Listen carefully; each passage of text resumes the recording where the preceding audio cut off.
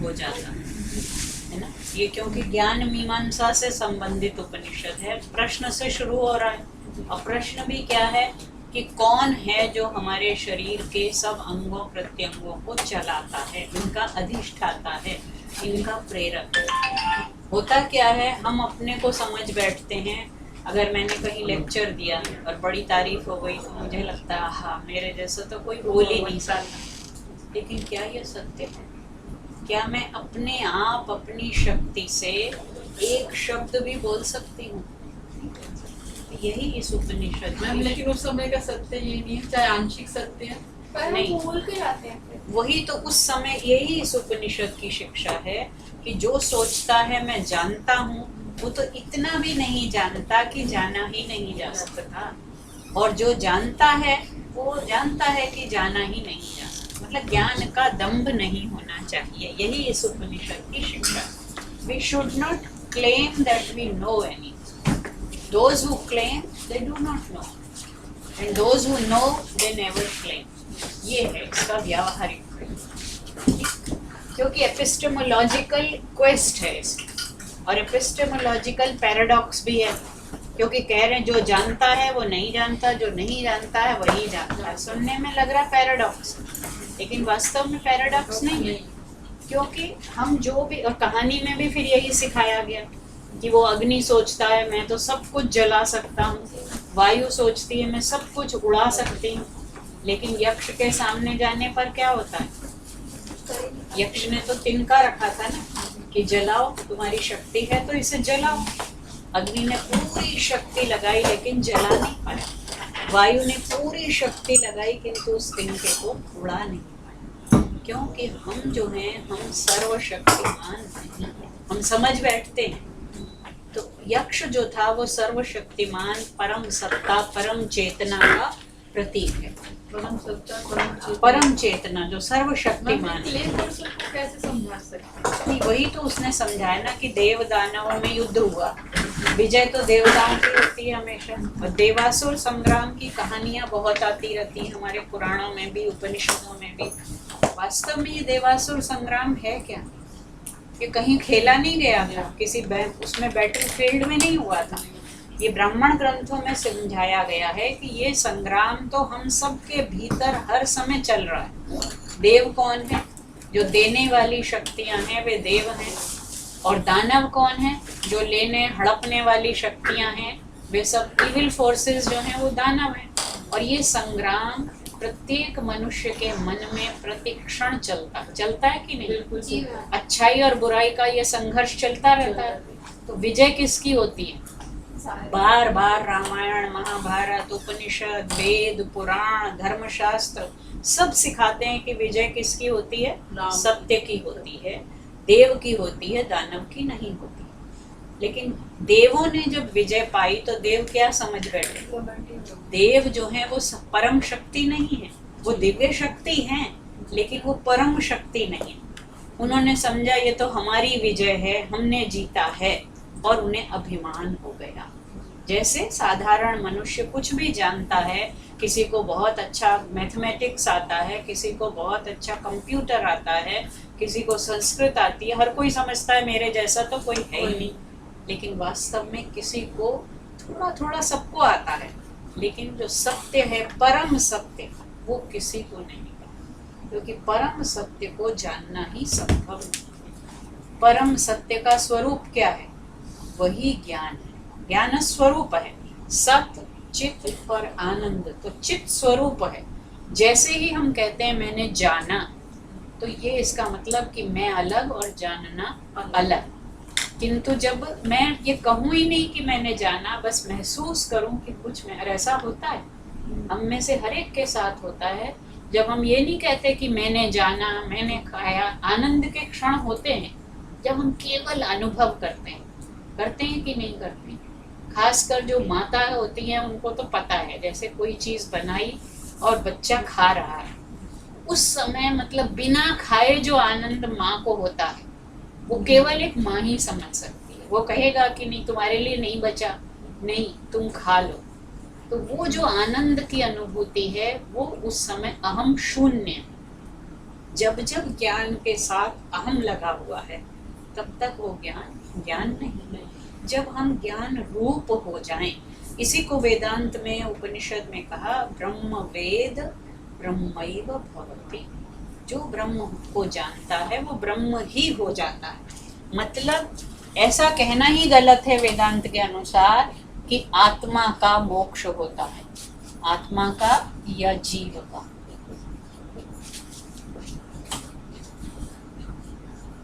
ये वाक्य ही गलत है, लॉजिकली दिस इज इनकरेक्ट। मोक्ष होता है, क्यों गलत है? यही पैराडॉक्स है केनोपनिषद का, क्योंकि मोक्ष किस आत्मा का मोक्ष होता है ये कहना गलत है, क्योंकि जो आत्मा है वही मोक्ष है। मोक्ष क्या है? मोक्ष इज इक्वल टू ज्ञान। और आत्मा का स्वरूप क्या है? तो जब मोक्ष होता है तो आत्मा अपने स्वरूप को पा लेती है, जिसको बार बार कहा कि वो अंधेरे के सुनहरी चादर पड़ी हुई है एक उसके ऊपर, सत्यस्याप हिरणमयेन पात्रेण सत्यस्यापि, सत्य छिपा हुआ है, उसके ऊपर एक सुनहरी चादर है। तो बस वो चादर हटाने की देर है। जैसे ही वो चादर हटती है सत्य का रूप बाहर भी, वो जिसको कबीर कहते हैं जल में कुंभ कुंभ में जल है, बाहर भीतर पानी। बीच में क्या अड़ रहा था? वो जो घट की दीवार है, अगर घड़े को तोड़ दिया जाए तो पानी और पानी तो एक है। तो बीच में जो अहम है आत्मा और मोक्ष के बीच में अहम, या जिसे गीता बार बार कहती है कर्तृत्व विसर्जन, कर्तृत्व विसर्जन, पूरी गीता में यही बताया है। ये नहीं कहा कि कर्म करना नहीं चाहिए या कर्म करना गलत है। कर्म करो, ये मत समझो कि मैं कर रहा हूँ। ये जो कर्तृत्व विसर्जन, ये भावना छोड़ दो कि मैं करता हूँ। और जहाँ ये भावना छोड़ी वहीं क्या होता है? कर्म को कर्म के लिए करना। इसको फिलॉसफी में तुम अच्छे से समझ सकती हो। एथिक्स जो है डिओंटोलॉजिकल एथिक्स, तो duty for duty's sake, this is deontological ethics. कि duty not for any result और not for any fruit, but duty for duty's sake. जैसे प्लेयर खेलते हैं जो क्रिकेट में, उस समय खेलते समय उनका पूरा फोकस किस पर रहता है? खेलने। पढ़ाते समय टीचर, जिस टीचर का पूरा फोकस पढ़ाने पर रहे, स्टूडेंट का पूरा ध्यान पढ़ने पर रहे, ना कि इस पर कि मेरा ग्रेड क्या होगा, मुझे क्या मिलेगा, इससे मेरा क्या फायदा होगा। अगर यही हम चिंता करते रहेंगे तो कभी भी कर्म, निष्काम कर्म या अच्छी तरह से किया जाने वाला कर्म नहीं। तो ये इस केनोपनिषद का व्यावहारिक पक्ष है कि जो कुछ भी हम करें, जो कुछ भी जाने, हमेशा एक तीन शब्द आए हैं इसमें, देखो। एक है विदित, ठीक है, एक है अविदित, और इन दोनों से परे एक है प्रतिबोध विदित।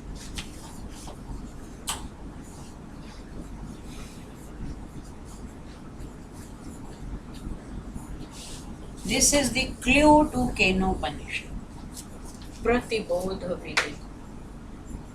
संसार की ज्यादातर वस्तुओं को हम दो कैटेगरीज में बांट देते हैं ना, विदित जो हमने जान ली, अविदित जो हमने नहीं जानी, नोन एंड अननोन।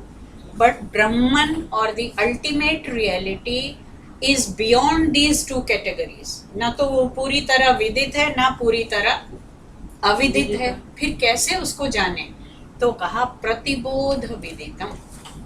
इस शब्द की शंकराचार्य ने 7 तरह से व्याख्याएं की। प्रतिबोध, जो मैं आपको अभी बता रही थी कि टीका जो होती है वो मूल से भी ज्यादा जटिल हो जाती। ऐसे इसको समझाना सरल है। देखिए, प्रतिबोध विदितम, इसमें समास है। बोधम, बोधम, प्रति हम कब लगाते हैं? प्रतिदिन, प्रति सप्ताह। क्या मतलब? हर रोज, तो रोज रोज। प्रति सप्ताह, हर हफ्ते। तो प्रतिबोध मतलब बोध, बोध में, हर बोध में। बोध माने ज्ञान। तो हर ज्ञान में जो जाना जाए, ये नहीं कह सकते कि ये पेन को तो हम कह देते हैं ना, मैंने जान लिया, विदित हो गया, ठीक है। इस कमरे के बाहर जितने पेन हैं वो मेरे लिए क्या है, अविदित है। लेकिन ब्रह्मन ऐसी कोई स्थूल चीज नहीं है। ब्रह्मन मतलब अल्टीमेट रियलिटी, या मैं, मेरा जो वो है आत्म तत्व, उसको मैं कैसे जान सकती हूँ? बोधम बोधम प्रतिविदितम, कि जब जब जो जो ज्ञान मुझे हो रहा है, जैसे मैं बोल रही हूँ तो बोलते समय ये ध्यान रहे कि मैं नहीं बोल रही हूँ, बोलने वाला कोई और है। जब मैं देख रही हूँ तो मैं नहीं देख रही हूँ, देखने वाला कोई और है। तो ये जो बोध के प्रति हम ये सोच रहे हैं, आंख देख रही है, मैंने देखा, कान में कुछ आया, मैंने सुना, मैंने बोला, नहीं, जो कुछ हो रहा है, जैसे ये सारे जो इंस्ट्रूमेंट्स इस कमरे में लगे हुए हैं, एक एक इंस्ट्रूमेंट किससे चल रहा है? चाहे ये कंप्यूटर है, चाहे ट्यूबलाइट है, चाहे एयर कंडीशनर है, चाहे फैन है, हम हर चीज में एक ही सूत्र अनुस्यूत है, वो क्या है?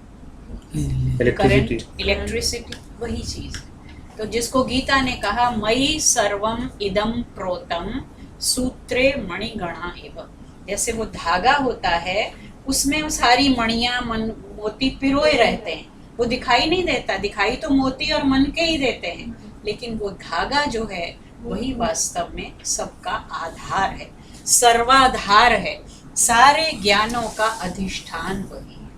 तो इस रूप में उसको जाना जा सकता है, अलग अलग करके नहीं जाना जा सकता, लेकिन प्रत्येक ज्ञान के आधार रूप में जो है, जिसकी वजह से मैं बार बार उन्होंने गिनाया ना 5 बार, यन मनसा न मनुते ये नाहुर मनोमतम, जो मन से मनन नहीं करता लेकिन जिसके कारण मन मनन करता है।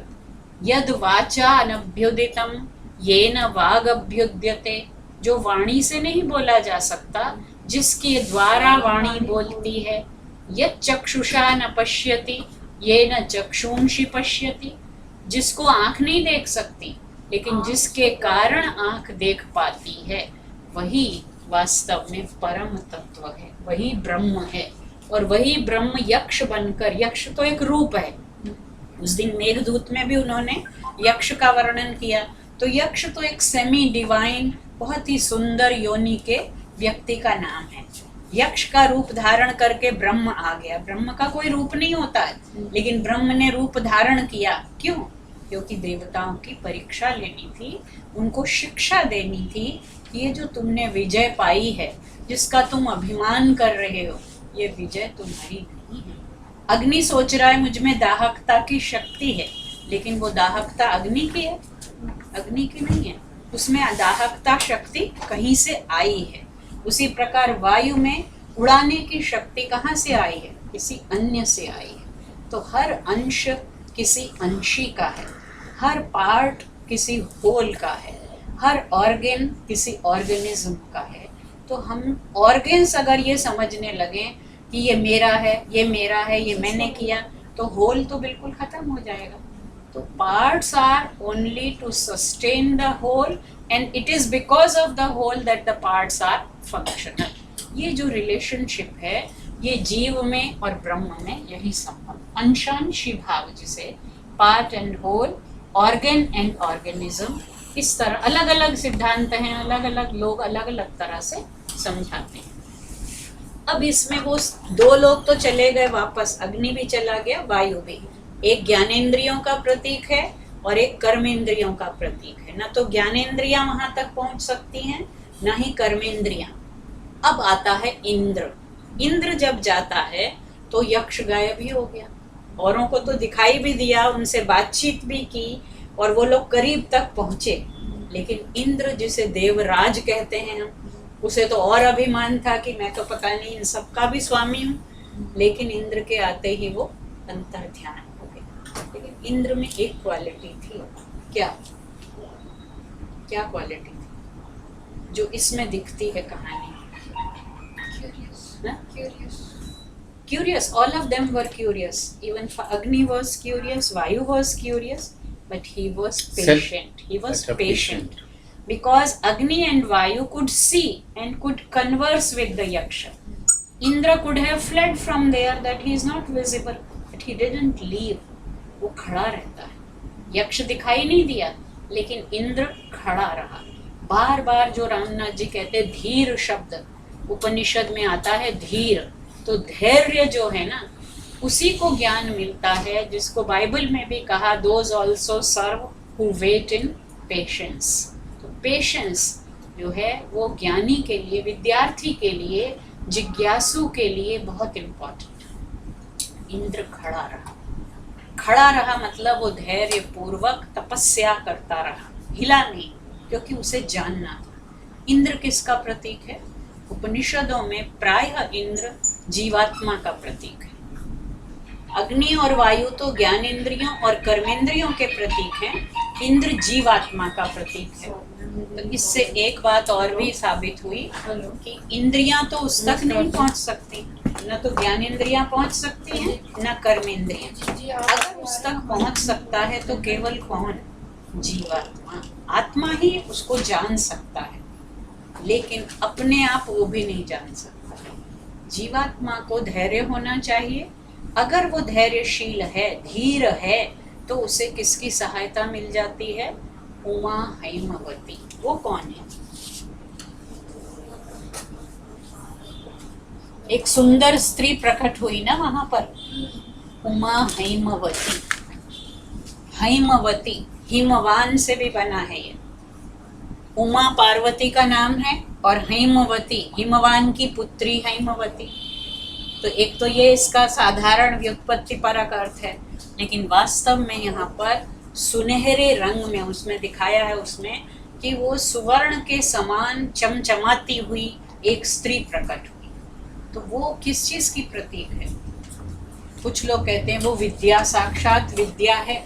कुछ लोग कहते हैं वो श्रद्धा है, क्योंकि जीव में जब धैर्य के साथ श्रद्धा और जिज्ञासा होती है तब उसके सामने विद्या प्रकट होती है। कुछ लोग इसको शक्ति भी कहते हैं कि वो शक्ति के स्त्रीलिंग में वो है। इसका मतलब तो यही है कि शक्ति या जानने की जो क्षमता है वो तभी प्राप्त होती है जब हम धैर्य पूर्वक किसी चीज के पीछे लग जाते हैं। तो इंद्र को इतना भी नहीं मिला मौका कि वो दर्शन भी कर पाए।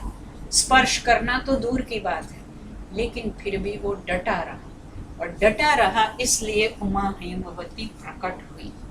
प्रकट होकर उसने क्या समझा? औरों को किसी को नहीं मिली हो, उसने समझाया कि ये जो विजय हुई है ये तुम्हारी नहीं हुई है, ये तो उसी यक्ष की हुई है। तो जो कुछ भी, मतलब विजय तो हुई नहीं, कोई लड़ाई तो होने का प्रसंग ही नहीं था।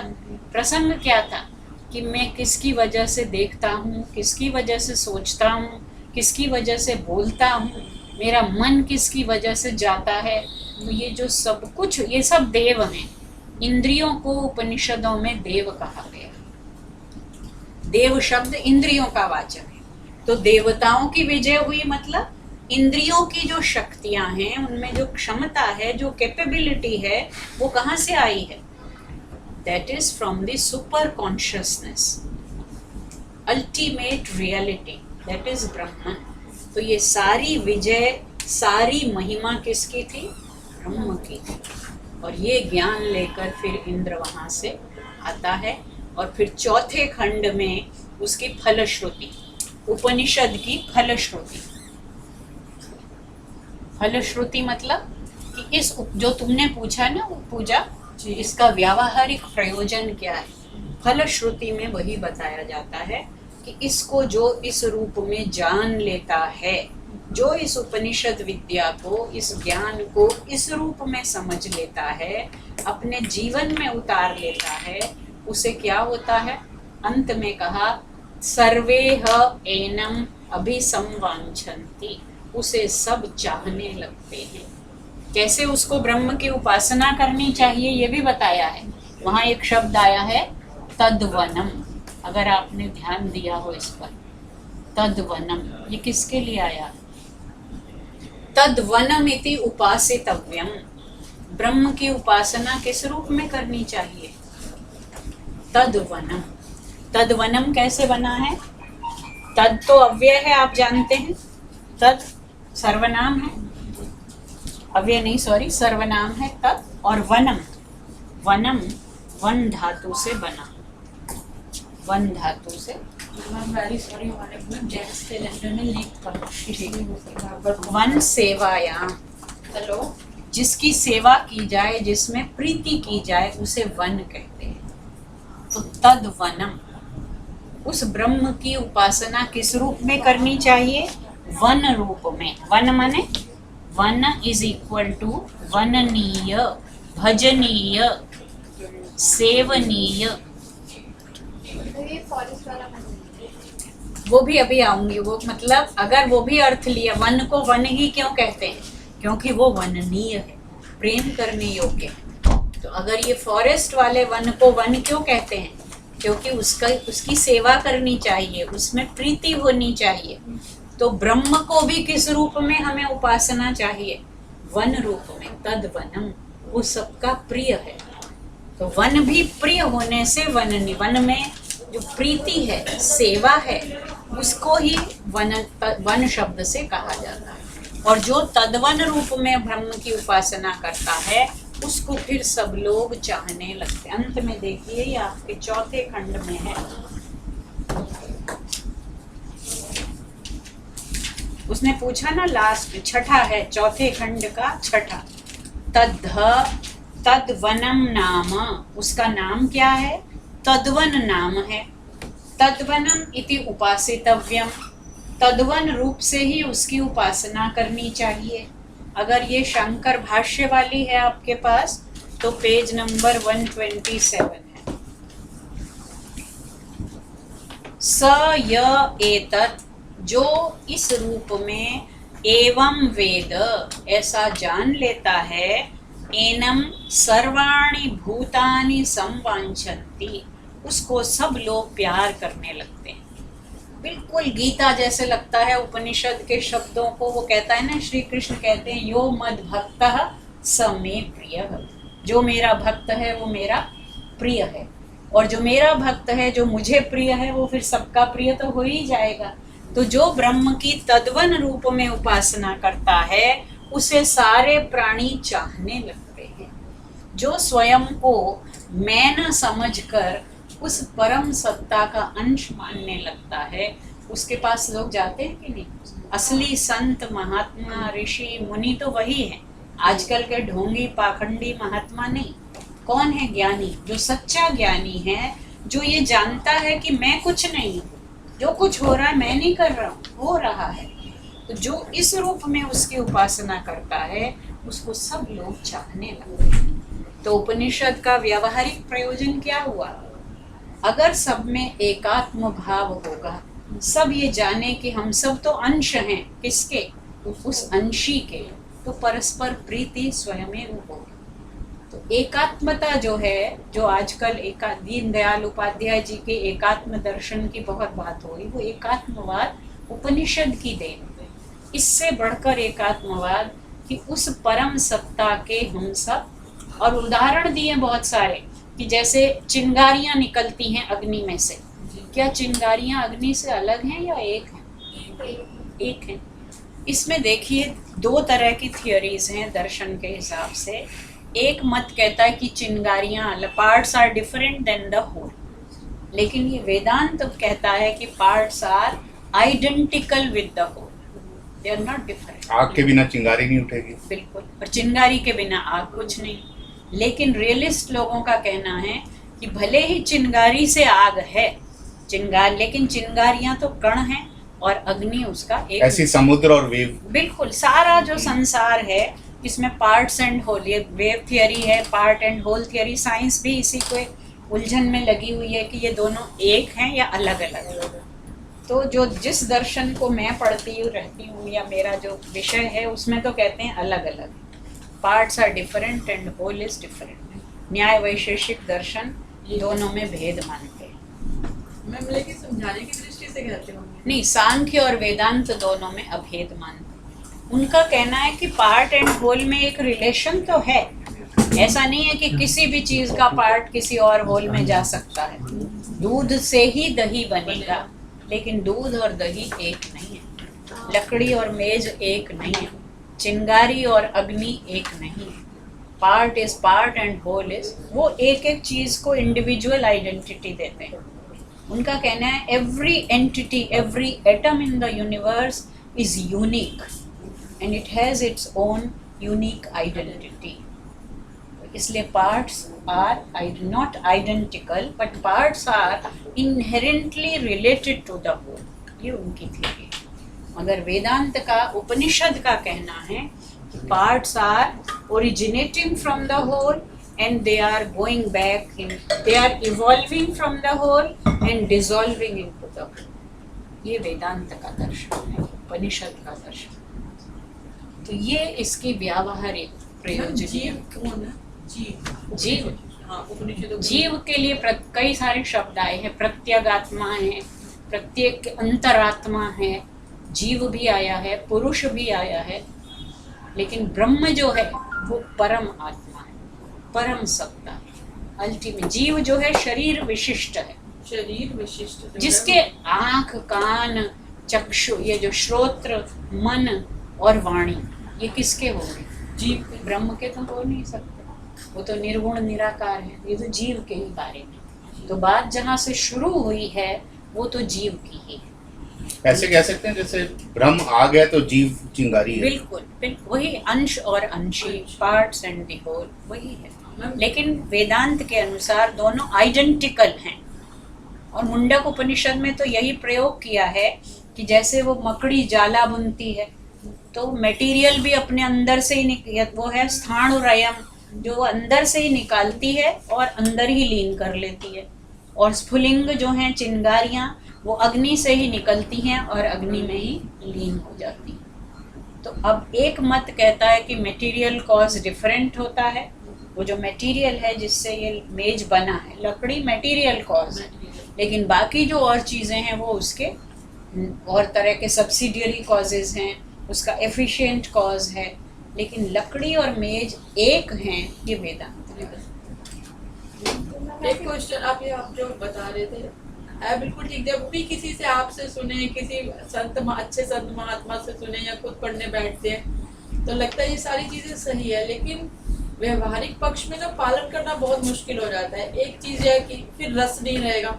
अगर मैं मानूं कि ये जो मैं बोल रही हूँ, मैं अगर अच्छी ओरिएटर हूँ तो ये मैं नहीं कर रही, ये सब पीछे से आ रहा है, जो भी हो रहा है, तो शायद मैं उतनी मेहनत नहीं करूंगी। लेकिन हो सकता है कि ये एक नकारात्मक पक्ष होगा। कर लो, कितनी भी मेहनत कर लो, खूब तैयारी की, बहुत अभ्यास किया, जब वहाँ पहुँचे आपकी तबीयत खराब हो गई, आपका गला ही खराब हो गया, नहीं बोल सकते, क्या करोगे? तो मैं कहाँ गया?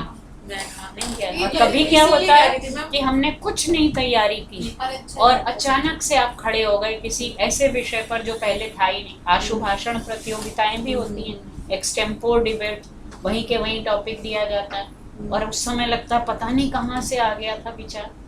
तो वो फ्लैश भी होते हैं कि नहीं होते हैं? होते हैं। नहीं, इसीलिए ना, ये तो फिर भी एक वो है नकारात्मक पक्ष व्यक्ति का कि उसको घमंड है या कुछ भी है। लेकिन एक दूसरी चीज भी तो होती है ना, मैं खड़ी हुई हूँ, आपने कहा बोलने के लिए, आप टीचर हैं, आप बोल के दिखाइए तो वेदांत पे कुछ भी, और मेरे को कुछ बोलने ही नहीं आया, बेसिक ही क्लियर नहीं थे, कुछ मैं बोल ही नहीं पाई। तो उस समय अगर मेरे को ये एहसास नहीं होगा कि मुझे कितनी मेहनत करने की ज़रूरत है या मैं कितनी गलत हूँ या ऐसे मुझे बोलना चाहिए था, तो अगर वो रस खत्म हो जाएगा तो नहीं, इसका ये उद्देश्य कदापि नहीं है कि आप अपना प्रयास करना छोड़ दें, क्योंकि शुरू तो व्यक्ति से हुआ है ना। आँख से देखना, वाणी से बोलना, कान से सुनना, मन से मनन करना, प्राण से गति करना, ये तो सबके शरीर में अलग अलग हो रहा है ना, हो रहा है।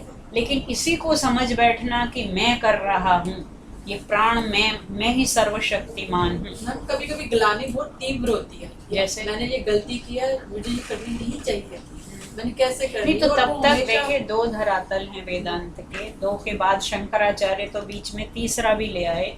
एक व्यावहारिक धरातल है, एक पारमार्थिक धरातल है, और शंकर समझाने के लिए प्रातिभासिक धरातल भी ले आए।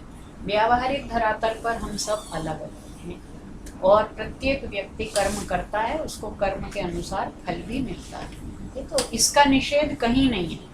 लेकिन पारमार्थिक धरातल पर आप जो प्रश्न कर रहे हैं कि कौन है जो आँख को विषय की ओर ले जाता है, कौन है जिसकी वजह से मन मनन करता है।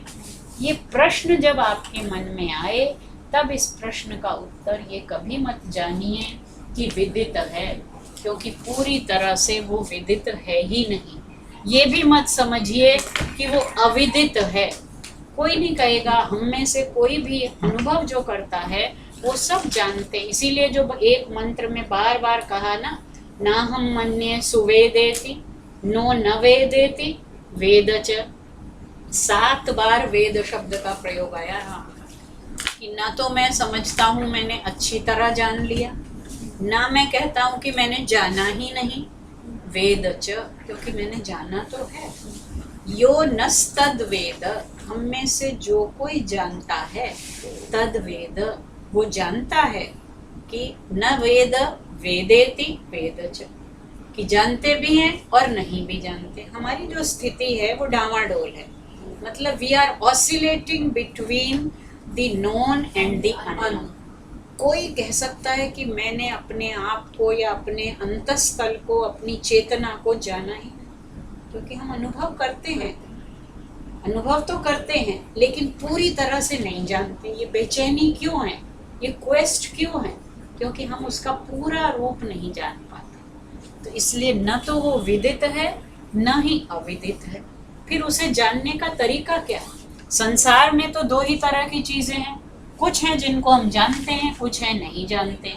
और हम खुद ही कह रहे हैं कि न तो मैं जानता हूँ ना ही मैं न जानता हूँ, क्योंकि मैं थोड़ा थोड़ा जानता हूँ और थोड़ा थोड़ा नहीं जानता हूँ। तो फिर उसे जानने की तकनीक क्या है, टेक्नोलॉजी क्या है? वो टेक्नोलॉजी है अगर उसे जान, जिसे नहीं जानना, उपनिषद में वो भी योनियां बताई हैं जिनका लक्ष्य जायस्व म्रियस्व, कि वो उत्पन्न होते हैं और मर जाते हैं। ऐसे भी लोग हैं। और मटेरियलिस्ट जो कल्चर है, वो जो eat drink and B Mary, खाया पिया और ख़त्म, वो सोचते ही नहीं। लेकिन जो जानना चाहते हैं वो कैसे जाने? तो कहा उसके लिए एक ही तरीका है, बोधम बोधम प्रति विदितम। उसको विषय रूप में नहीं जान सकते आप, लेकिन जो जो जान रहे हैं आप, उस ज्ञान के पीछे वही रिफ्लेक्शन, उसी का रिफ्लेक्शन आपको ज्ञान के रूप में हो रहा है। दर्शन, श्रवण, मनन, भाषण, ये सब जो आप कर रहे हैं ये उसी की चेतना से संचालित है। ये है इसका जवाब। दूसरा धर्म जी जानना शाश्वत, जी जानना शाश्वत, हाँ बिल्कुल। बोधम बोधम प्रतिवेदम, मतलब ये है कि एक बार जानना, अगली बार वही चीज वो सतत हो, बिल्कुल, कि वो सतत अभ्यास करते रहने से, मतलब एक बार हो भी सकता है, आपने बिल्कुल ठीक कहा कि वो कंटिन्यूअसली होना चाहिए। नहीं तो कभी किसी क्षण तो हमें भी लगता है कि हाँ, सात्विक वृत्ति जब हमारी होती है उस समय हमारे मन में बड़े अच्छे अच्छे विचार आते हैं, लेकिन जिसके साथ हमारा द्वेष है, जब गुस्सा आता है तब लगता है इसने मेरे साथ ये किया, मैं इसको दिखा दूंगी। तो तब क्या उस होता टाइम है? एकदम उस समय हम सात्विक नहीं, राजसी वृत्ति के वशीभूत होते हैं। उससे बाहर कैसे, उस पल पे बाहर कैसे निकलना चाहिए? उस समय ये प्रतिबोध, बोधम बोधम प्रति, कि मैं नहीं हूँ, जो मैं कर रही हूँ, जो मैं सोच रही हूँ वो मैं नहीं सोच रही हूँ। उस समय मतलब उस जो कहते हैं ना, उसको क्या, मेन स्विच के साथ अपना जो कनेक्शन है वो अगर हम हर समय याद रखें। होता नहीं है ऐसा, लेकिन अभ्यास करने से, वो जो योग सूत्र में तो पहले ही कहा ना, योगश्चित्त वृत्ति निरोधः। अब ये कैसे हो ये चित्त वृत्तियों का निरोध? अभ्यास वैराग्याभ्याम तन्निरोधः। एक तो अभ्यास और दूसरा वैराग्य। तो सब पहले अभ्यास, जिसे वैराग्य नहीं है वो भी अभ्यास के द्वारा इसको कर सकता है। दूसरा जो आपने बताया, ये इंद्र का उदाहरण, पेशेंस। पेशेंस तो पेशेंस रख के जब राजसी वृत्ति को सात्विक में तो फिर चुप होकर पेशेंस रखो, सात्विक वृत्ति के तरफ ध्यान जब आएगी लगाओ। तब सही है। हाँ, उमा जो है, उमा सात्विकी वृत्ति ही है, वो सत्व की देवी है। विद्या जो है, सरस्वती जिसे हम कहते हैं, वो ही है। उमा और हैमवती, वो देदीप्यमान है, चमचमा रही है, क्योंकि ज्ञान का स्वरूप ही कैसा है, वो ज्ञान का स्वरूप तो प्रकाश है। तो प्रकाश एकदम से जैसे कई सारे वॉट का बल्ब जल गया हो, ऐसी अनुभूति इंद्र को हुई। मैम हमने ज्ञान बोलते हैं तो we talk about ये वाला ज्ञान ना, Knowledge, not knowledge. the worldly things ना, not No, worldly it's knowledge. knowledge. It's not worldly objects knowledge. Knowledge about oneself. Knowledge about the ultimate reality. That is ज्ञान। That is आपने दो धरातल बोले थे, एक तो व्यवहारिक धरातल और दूसरा दूसरा पारमार्थिक। पार- व्यवहारिक मतलब कि हम उसको अपने बिहेवियर में कैसे शो करेंगे, that is व्यवहारिक। हाँ, नहीं वो तो कुछ करने की जरूरत ही नहीं ना, वो तो जो है वो व्यावहारिक है। पारमार्थिक। और मजे की बात यह है कि भगवान बुद्ध ने भी दो धरातल माने हैं। बुद्ध ने या उनके दर्शन में नागार्जुन हुए जिन्होंने माध्यमिक कारिका लिखी है, इधर शंकराचार्य के गुरु ने मांडुक्य कारिका लिखी, गौड़पाद कारिका। दोनों में दो धरातल की चर्चा है। बुद्ध के दर्शन में वो है संवृत्ति सत और परमार्थ सत, संवृत्ति सत और परमार्थ, और यहाँ है व्यावहारिक और पारमार्थिक। और उस संवृत्ति सत को देखकर शंकराचार्य ने तीसरा बीच में ले आए, प्रातिभासिक। This is illusory, illusory.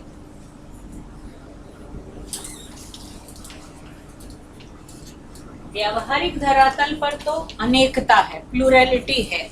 Shankaracharya भी मानते हैं कि व्यावहारिक धरातल पर प्लूरलिटी है, लेकिन पारमार्थिक धरातल पर आइडेंटिटी है, एक ही सत्य है। एकम सत विप्रा बहुधा वदन्ति, एकात्मता। एकात्मता, बिल्कुल। और इसको समझाएं कैसे? तो समझाने के लिए अक्सर उदाहरण देते हैं रज्जू और सर्प का। कमरे में अंधेरा है, वहाँ एक रस्सी लटकी हुई है, और अंधेरे में वो हिलती हुई रस्सी ऐसे लग रही है जैसे कि वहाँ कोई सांप है। रात भर हम डरते रहते हैं उस सांप के डर से, कमरा बंद करके बाहर बैठे हुए। तो सारा व्यवहार हमारा किस पर है? उस समय वहाँ सांप है ही नहीं, लेकिन हमने क्या मान लिया? सांप है। तो रात भर हम उसको सांप मानकर डरे रहे, बाहर बैठे रहे।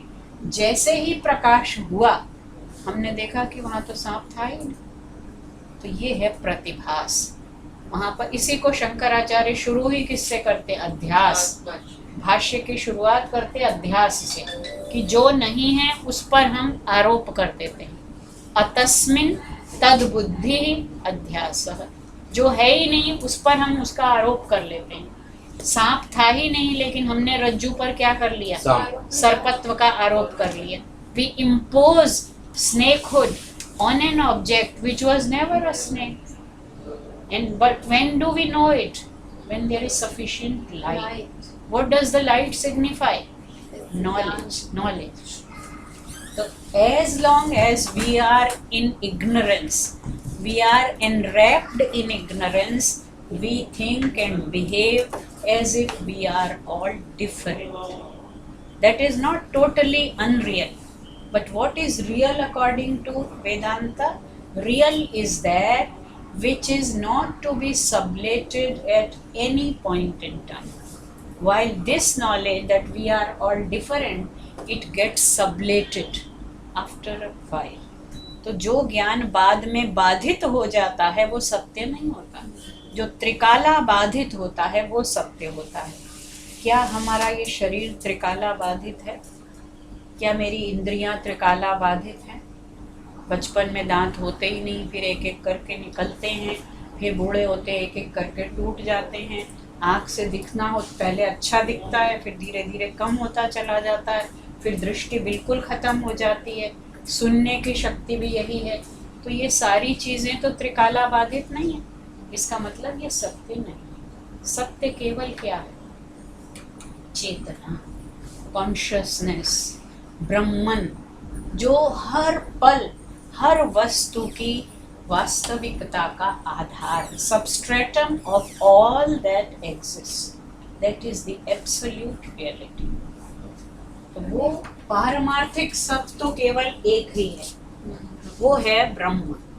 व्यावहारिक सत्य अनेक है, और फिर पूछा जाएगा कि जब ये दिखते तो अनेक हैं, एक से अनेक कैसे पैदा हो गए? तो कहा कि उसी तरह जैसे रज्जू पर सर्प का आरोप होता है, ऐसे एक पर अनेक का आरोप होता, नित्य पर अनित्य का, एक पर अनेक का, और तत् पर अस्मत् और युष्मत् का। वो क्या है? वो न तो मैं है न तुम है, जो ब्रह्म है वो तत् है। तत् त्वम असि, वह तुम हो। तो तुम नहीं हो, तत् त्वम असि। अहम नहीं है, अहम ब्रह्म अस्मि। लेकिन ये केवल वाक्य नहीं, इनको महावाक्य कहते हैं, उपनिषदों में आए हैं, लेकिन ये बोलने से समझ में नहीं आएंगे। जब ये वास्तव में हमें अनुभव होने लगे, अहम ब्रह्म अस्मि, वही है बोधम बोधम प्रति विदितम। तो अगर अनुभव करना है तो फिर इंद्रियों को बंद करना पड़ेगा। बंद नहीं करना है, नहीं, इंद्रियों को स्विच ऑफ करना पड़ेगा ना स्विच ऑफ भी नहीं करना है, लेकिन इंद्रियों से विषयों का भोग करते समय, जिसे गीता कह रही है सरल बनाकर, ईश्वरार्पण भाव। सब कुछ करो, लेकिन ऐसे करो कि मैं ब्रह्मार्पणम, ब्रह्म हवि, ब्रह्म के अर्पण के लिए। जो कुछ हो रहा है सांस सांस उसके लिए है, हर घटना, हर कार्य, हर चेष्टा, सब उसके लिए। अंश अंशिंग है, जी पार्ट होल है, जी ये मात्र है, उससे कनेक्ट। बिल्कुल। तो हर समय उसको स्मरण रखना और कर्तृत्व विसर्जन। हम हर समय किस में लगे रहते हैं? हर वक्त यही सिद्ध करने में लगते हैं कि ये मैंने किया, चाहे उसने भी किया हो, लेकिन वो क्रेडिट लेने की लड़ाई चलती एक रहती। सिंपल सा जो मेरे दिमाग में एग्जांपल अभी आ रहा है, जैसे जो आप समझा रहे थे उससे, कि मेरा ये पैर है, दायां पैर है मान लीजिए, तो दायां पैर अपने लिए तो है नहीं, मेरे लिए मूव करता है। बिल्कुल। अगर ना मूव ना करना चाहूँ तो बिल्कुल। दायां पैर एड्स मी। ऐसी अगर मैं अपने शरीर को दायां पैर मान लूं हाँ तो बिल्कुल। किसी तो वो और के छोटे लिए- से बड़े की ओर जाना है, इतने से इतने पर, इतने से, और अपने स्वत्व का विस्तार करना होता है ना। पहले व्यक्ति छोटा बच्चा, उसे तो पता ही नहीं मैं क्या हूँ, भूख लगती है रोता है, उसे नहीं मालूम कि भूख लगी है और खाने से वो होगा, उसके लिए माँ कर रही है। थोड़ा थोड़ा बड़ा होता है, उसमें अहम भाव विकसित होता है, फिर उसका मैं का विस्तार, ये मेरा भाई है, ये मेरी माँ है, ये उसे बोध होने लगता है। अब उसका स्वत्व परिवार तक हो गया। थोड़े दिन बाद वो परिवार से हटके स्वत्व कहाँ चला जाता है? मित्रों में चला जाता है, टीनेज में। अब वही उसके अपने हैं, बाकी माँ बाप भी दुश्मन हो जाते हैं। थोड़े और बड़े होते हैं, फिर उसका अपना परिवार बनता है, तो माँ बाप बिल्कुल पीछे चले जाते हैं, अब उसका स्वत्व वहाँ चला गया। तो जैसे हम देखते हैं व्यवहार में कि अपने अहम भाव का, अपने अपनेपन का हम जैसे चाहे वैसे विस्तार करते रहते हैं, और जिससे हम नाराज हो जाते हैं उसको हम बिल्कुल काट देते हैं अपने उससे। तो ये जो हम कर रहे हैं, ये तो सब किस भाव से कर रहे हैं? कर्तृत्व भाव से। मैं ऐसा करूँगा, मैंने ऐसा करना है। लेकिन कर्तृत्व विसर्जन ये कैसे हो? तो कहा ईश्वरार्पण भाव से। वो कहते हैं ना, यत् करोषि यदश्नासि यत् जुहोसि तपस्यसि यत्। जो कुछ भी करते हो अर्जुन, तत्कुरुष्व मद अर्पणम, वो सारा मेरे अर्पण कर दो। करते रहो जो कुछ कर रहे हो, बस इतना सोचो कि ये मैं अपने लिए नहीं कर रहा। सैनिक जो लड़ रहा है बॉर्डर पर खड़े होकर, हम जाएंगे ऐसे अपनी जान हथेली पे रख के? वो भी तो लड़ रहा है, लेकिन उसने अपने स्वत्व को कहाँ तक पहुँचा दिया। अब उसका अपने लिए अपना शरीर ही नहीं है, उसकी जान भी अपने लिए नहीं है। उस स्पर ऑफ द मोमेंट में जब वो शहीद हो जाता है, उस समय उसके मन में ये भावना नहीं है, कर्तृत्व बिल्कुल नहीं। उनको इस तरह से ट्रेनिंग दी जाती है कि उस समय बस शत्रु से तुम्हें लड़ना है। और क्यों लड़ना है, कौन किसके लिए लड़ना है? अपने लिए नहीं लड़ना, अपने माँ बाप, अपने बच्चे बीवी के लिए नहीं लड़ना। तो ये जो अटैचमेंट है, उसका फोकस बदलना संभव तो है, और संभव हम देख रहे हैं होता है, लेकिन मतलब आसान नहीं है। थोड़ा श्रम साध्य है, थोड़ा धैर्य की अपेक्षा रखता है। इसलिए जब जब ये प्रश्न उठे कि कौन है जो बोल रहा है, कौन है जो सुन रहा है, तो ये याद रखना है बस केवल कि न तो मेरी आँख देख रही है, न मेरी वाणी बोल रही है, न मेरे कान सुन रहे हैं, और प्राण सबसे बड़ा उदाहरण है प्राण। चलो आंख कान तो हमने को उंगली लगा ली सुनना, प्राण पर हमारा नियंत्रण है, प्राण से ही जीवन है। और उपनिषद में वो भी कहानी आती है कि इंद्रियों में और प्राण में लड़ाई हो गई, एक बार मैंने बताई भी थी शायद। तो प्राण जो चल रहा, अगर वो सोचे प्राण कि मैं क्यों चलता रहूं, आँख तो अपनी इसी जगह एक इंद्रिय में बैठी रहती है, कान यहाँ बैठा रहता है, और प्राण को तो जब हम सो जाते हैं तब भी वो चलता रहता है, तो क्या वो अपने लिए चल रहा है? प्राण बना ही कैसे है? प्र उपसर्ग है और अन धातु, प्रण, अनश्वसने, सांस लेना, प्रकृष्ट रूप से सांस लेने वाला जो है वो प्राण वायु। वायु भी 5 प्रकार के हैं हमारे शरीर में, लेकिन प्राण वायु प्रकृष्ट है, जो सबसे प्रधान है। लेकिन क्या वो अपने लिए चल रहा है, अपने लिए गति कर रहा है? केन प्राणः प्रथमः प्रैति युक्तः, किसके द्वारा चलाया गया, असाइन किया गया प्राण सारे शरीर में चलता है, और न जाने कब ये प्राण, कहते हैं ना, एक एक सांस गिनी हो। तो कोई तो चला रहा है, नहीं तो अगर ऑटोमेटिक होता तो कभी मशीन से भी भी शुरू कर देते। बिल्कुल कहीं से शुरू हो कहीं खत्म हो जाए, लेकिन कोई तो है जो इस प्राण को संचारी बना रहा है और जो इस प्राण का नियंता है। प्राण सबसे प्रधान है।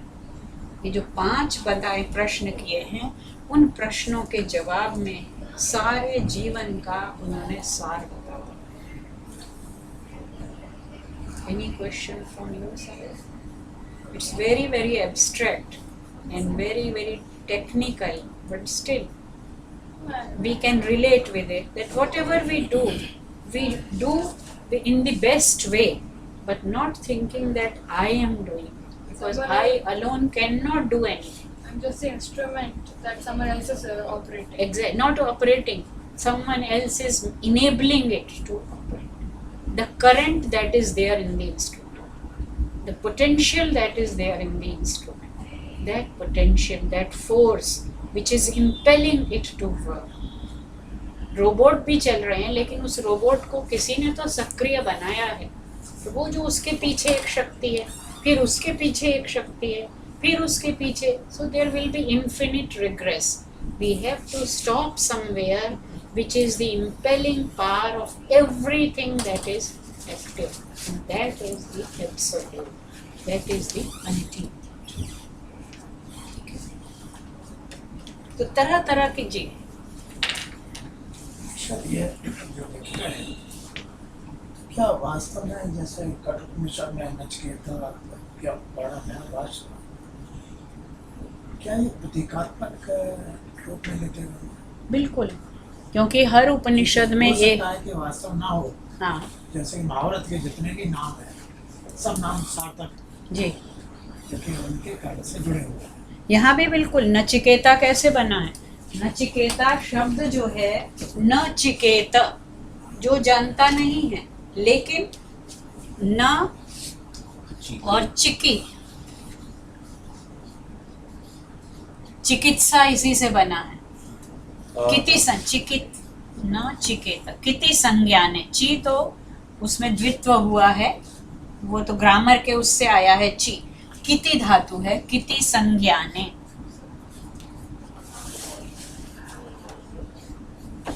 ऐसे तो बहुत सारे लोग हैं जो नहीं जानते, लेकिन किति धातु में ये है कि वो जानता नहीं है, जानना चाहता है। एक शब्द उसी कठोपनिषद में आया है विचिकित्सा, वो भी इसी धातु से बना। चिकित्सा, चिकित्सा शास्त्र धातु जो क्या? है किति, किति, चिकी। किति संज्ञाने, अच्छी तरह से जानने की जो इच्छा है वो किति धातु है। तो न चिकेत, नचिकेता नाम ही बना है, वो व्यक्ति जो जानता नहीं है लेकिन जानना चाहता है। एक तो होता है जानता भी नहीं है और जानना भी नहीं चाहता, वो नहीं है, ये जानता नहीं और जानना चाहता है। इसी तरह वाजश्रवा नाम है उसके पिता का, तो वाज शब्द जो है उसका अन्न भी अर्थ है और यश भी अर्थ है। तो वाजश्रवा लालची भी थे, ऋषि थे कहने को, लेकिन लोभी थे, उन्हें अन्न भी खूब सारा चाहिए था और यश भी बहुत सा चाहिए था, इसलिए यज्ञ तो कर रहे हैं कौन सा? सर्व वेदस यज्ञ, मतलब पब्लिसिटी तो कर रहे हैं कि मैं सारा कुछ दान कर दूंगा, सर्वस्व, और दे क्या रहे हैं? बूढ़ी बूढ़ी गायें दे रहे हैं, और अच्छी अच्छी जो हेल्दी गायें हैं वो अंदर छिपा के रखी हुई हैं। लेकिन पिता कैसे हैं और पुत्र कैसा है? तो ये सब प्रतीक है। वाजश्रवा ऋषि होकर लोभी भी हैं, क्रोधी भी हैं। जब नचिकेता 2-3 बार पूछता है कि मुझे किसको दो, उसे लगता है कि शायद पिताजी मेरे कारण अच्छी अच्छी गायें बचा रहे हैं, तो अगर मैं ही नहीं रहूंगा तो फिर ये ऐसा नहीं करेंगे। तो जाके पूछता है कि आप तो सर्वस्व दान कर रहे हैं, तो मुझे कहाँ भेजेंगे? 1 बार टाल दिया, 2 बार टाल दिया, 3री बार कहा कि मृत्युवे त्वा ददामि, जाओ तुम्हें मैं मौत को देता हूँ। तो अब उन्होंने तो बोल दिया क्रोध में, तो इसका मतलब वो लोभी भी हैं, क्रोधी भी हैं और दम्भी भी हैं। जो नहीं कर रहे हैं उसका प्रचार कर रहे हैं। अरे तुम ऋषि हो, सर्ववेद यज्ञ नहीं करना मत करो, दूसरा कोई छोटा यज्ञ करो। लेकिन कर रहे हैं जिसमें सब कुछ दे दिया जाएगा, और दिया तो अभी क्रोध भी नहीं, लोभ भी नहीं, और गायें भी बूढ़ी बूढ़ी। और नचिकेता सोच रहा खड़ा होके कि ये कैसी गायें दे रहे हैं जो बेचारी दूध भी नहीं पी सकती, तिनका भी नहीं खा सकती, ये किसके काम आएंगी? और उसने ये भी सुना हुआ है कि ऐसी चीज जब हम दान देते हैं, दक्षिणा देते हैं, तो वहाँ समझाया है कि दान और दक्षिणा अच्छी चीज का देना चाहिए। और हम क्या आजकल चैरिटी क्या होती है, घर का कूड़ा कचरा हम देते हैं और उसमें भी अहम की तुष्टि कि मैंने इतना दे दिया।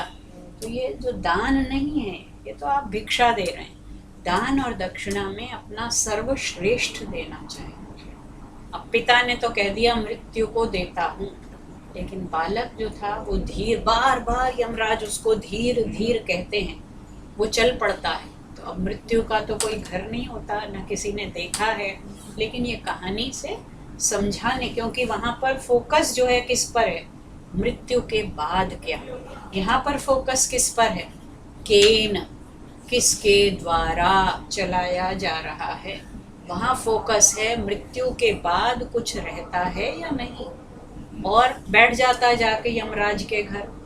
अब वहाँ भी पूरी शिक्षा दी है। अभी जो कौन पूछ रहा था, तोषी पंच यज्ञ की बात आई थी ना, अभी कठोपनिषद में आती है।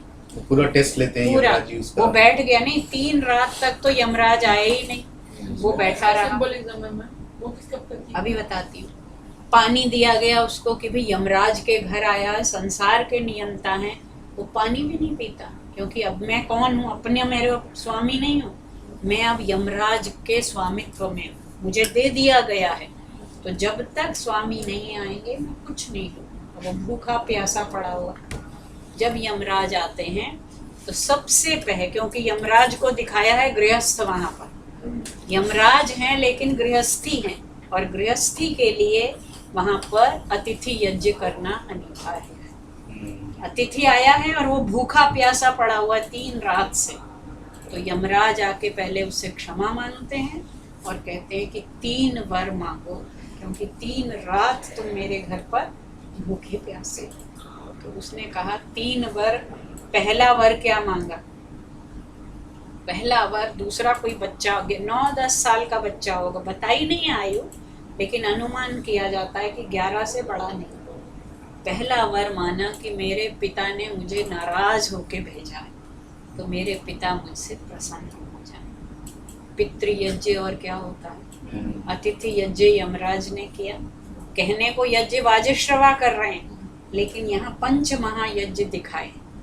उसने पहला वर मांगा, यमराज ने कहा तथास्तु। दूसरा वर मांगो। दूसरा वर मांगा कि ये जो यज्ञ करते हैं, इष्ट ईंटें चुनते हैं, अग्नि जलाते हैं, ये सब करते हैं, इसका रहस्य क्या है? अब ये जो रहस्य है ये उपनिषद का विषय नहीं, क्योंकि उपनिषद मैंने बताया ना ज्ञान कांड है और ब्राह्मण ग्रंथ कर्म कांड है। तो कर्म कांड की तो उपनिषद में निंदा ही एक प्रकार से। तो एक ही वाक्य में उसने पूछा और यमराज ने बता दिया, कुछ बताया नहीं, ऐसे कह दिया गया कि उन्होंने वो भी उसे समझा दिया और उसने समझ लिया, ज्यों का त्यों सुना भी दिया। और यमराज और प्रसन्न हो गए कि ये तो बालक बड़ा मेधावी है। उन्होंने अपनी माला उतार के उसको दे दी कि तुम्हारी स्मृति बड़ी विलक्षण है। 3 वर थे, ये माला उससे अतिरिक्त इनाम हो गया। अब आया तीसरा वर। बार बार वो पूछता है, ये यम प्रेते विचिकित्सा, ये जो मृत्यु के बाद संशय बना रहता है, अस्तित्व के नास्तित्व के। कुछ लोग कहते हैं कि कुछ रहता है, आत्मा रहता है, और कुछ कहते हैं कि कुछ भी अस्तित्व के नास्तित्व के। तो बस मुझे यही बता दो। अब यमराज उसको तरह तरह से लालच देते हैं और मना करते हैं कि तुम अभी छोटे बच्चे हो, तुम खुद हाथी, घोड़े, सोना, चांदी, अप्सराएं, दीर्घायु, तुम्हें कभी मृत्यु नहीं आएगी, ये भी ले लो, लेकिन ये प्रश्न मत पूछो। अब देखिए, ये जो क्षण है कि हर एक व्यक्ति के जीवन में ऐसा क्षण आता है जब आप जो चाहते हैं वो हो सकता है, लेकिन उस क्षण, वो हम बचपन में कहानी सुनते थे, एक संत महात्मा आते थे कि 84 लाख योनियां होती हैं और 84 लाख दरवाजे हैं, मतलब, और मनुष्य चलता रहता है, और जब वो दरवाजा खुला हुआ सामने आता है उस समय उसको कहीं खुजली होने लगती है, तो वो दरवाजा पार कर जाता है। तो यही होता है कि जीवन में जब वो क्षण आता है जब हमारा मनोवांछित व्यक्ति, फल, वस्तु, जो भी चाहते हैं मिल सकता है, उस समय हमें किसी और चीज की खुजली शुरू हो जाती है, आसक्ति शुरू हो जाती है। तो और कोई होता तो यमराज से कुछ भी मांगता, उसे तो अमरता मिल ही रही थी ना। यमराज ने कहा तुम्हें मृत्यु कभी नहीं आएगी, लेकिन उसने कहा नान्यम वरम नचिकेता वृणीते, और तुम्हारे जैसा गुरु सामने हो जो मृत्यु का देवता है, तो उससे अगर मृत्यु का रहस्य नहीं पूछा तो और क्या पूछा, नहीं पूछा। बार बार उन्होंने टाला, नहीं माना। फिर उनको अंत में कहना पड़ा कि तुम वास्तव में बड़े धीर हो, और तुम्हारे जैसा नचिकेता त्वाद्रिंग नो भूयात नचिकेता प्रष्टा, हे नचिकेता, तेरे जैसे प्रष्टा, पूछने वाले हमें मिले। अपने को कह रहे हैं कि काश तेरे जैसे प्रश्न पूछने वाले हम आज, क्योंकि यमराज आचार्य हैं और नचिकेता वहाँ शिष्य हैं। तो उन्होंने कहा तुझ जैसे पूछने, क्योंकि आज तक कोई मिला ही नहीं। उधर याज्ञवल्क्य और मैत्रेयी हैं, याज्ञवल्क्य और गार्गी हैं। तो एक मैत्रेयी पत्नी है और एक दूसरी पत्नी है। मैत्रेयी का तो नाम सब जानते हैं, दूसरी पत्नी का नाम तो कोई नहीं जानता, क्योंकि उसने अमरता मांगी और दूसरी पत्नी ने सिर्फ अपना हिस्सा लिया और चलती बनी। तो साधारण लोगों को कोई स्मरण नहीं रखता। जो असाधारण धैर्य के, असाधारण जिज्ञासा के, विचिकित्सा के धनी होते हैं, उन्हीं को वो एक संकेत रूप में, एक प्रतीक रूप में। तो वहाँ पर पहले देव यज्ञ हुआ सर्ववेदस यज्ञ के रूप में, और ब्रह्म यज्ञ जो स्वाध्याय और संध्या वो नचिकेता के मन में चल रही है। नचिकेता ने जो सुना है उसे आत्मसात किया है। पिता ने सुना है, पढ़ा है, पढ़ाया है, लेकिन पालन नहीं किया। तो ब्रह्म यज्ञ भी है, देव यज्ञ है, पितृ यज्ञ है, अतिथि यज्ञ है। तो वहाँ पर पंच महायज्ञ की भी एक प्रकार से शिक्षा दी गई। वहाँ कहानी पहले है, फिर उपदेश है। यहाँ पहले प्रश्न है और फिर कहानी है। 5 महायज्ञ कौन-कौन? तो फिर मैम उन्होंने बताया नहीं, फिर बताया ना। एक जो 6 सेक्शन है कठोपनिषद के, इसके 4 सेक्शन है, उसके 6 हैं। तो पहले और दूसरे, पहले में तो ये कहानी है पिता वाली, दूसरे में यमराज के घर पहुंचता है, बाकी 4 सेक्शंस में वो उपदेश है कि मृत्यु के बाद क्या होता है। एक क्वेश्चन है, जैसे मैनेजमेंट में, I am just trying to relate to management theories, बोलते हैं फोकस होना चाहिए। बिल्कुल। हाँ, तो फोकस इज इक्वल टू एकात्मता एक तरीके से। एकात्मता तो हो गया कंसंट्रेशन। नहीं, एकात्मता तो है वो क्या कहें, नॉन डुअलिज्म, कि एक ही आत्मा सब में। फोकस में एकात्मता नहीं है, वहाँ एकाग्रता है। एकाग्रता है। एकाग्रता कि सिंगल पॉइंटेड कंसेंट्रेशन, वो है एकाग्रता। मैम 5 महायज्ञ कौन से? मैडम उन्होंने क्या बताया वो तो बहुत वही सारी बात है जो पहले हम इसमें कर रहे हैं कि वो आत्मा है, और आत्मा तो सारा जो गीता में है ना, वो ज्यों का त्यों कठोपनिषद से लिया। मैडम एक बात बताओ। वासांसी जीर्णानि यथा, ये उपनिषद में, कठोपनिषद में, कि कपड़े बदलते हैं, आत्मा तो वही रहता है, शरीर बदल जाता है, आत्मा कभी नहीं। पर उसमें ये है कि आत्मा जब परमात्मा से मिलती है तो फिर तो आत्मा खत्म हो जाती है। वो आत्मा खत्म नहीं होती। उनका डिफरेंशिएशन खत्म हो जाता है। हाँ, डिफरेंशिएशन खत्म तो होती ही नहीं। हाँ, डिफरेंशिएशन खत्म हो जाता है। बिल्कुल, वो भी शंकराचार्य के अनुसार, क्योंकि वो मान रहे हैं तादाद में, इन दोनों में भेद नहीं। फिर एक छोटा सा बहुत ही प्रश्न है कि 200 साल पहले पृथ्वी में करीब 100 करोड़ लोग रहते थे, अब 700 करोड़ लोग रहते हैं, तो 700 आत्माएं हैं, वो human beings आत्माएं हैं। अलग, तो Vedanta, how do I look at? No, they are only parts, क्योंकि शरीर बढ़ रहे हैं उसके, और भी क्योंकि अब हम प्रलय की ओर जा रहे हैं, और प्रलय के हर युग में अलग अलग कारण होते हैं।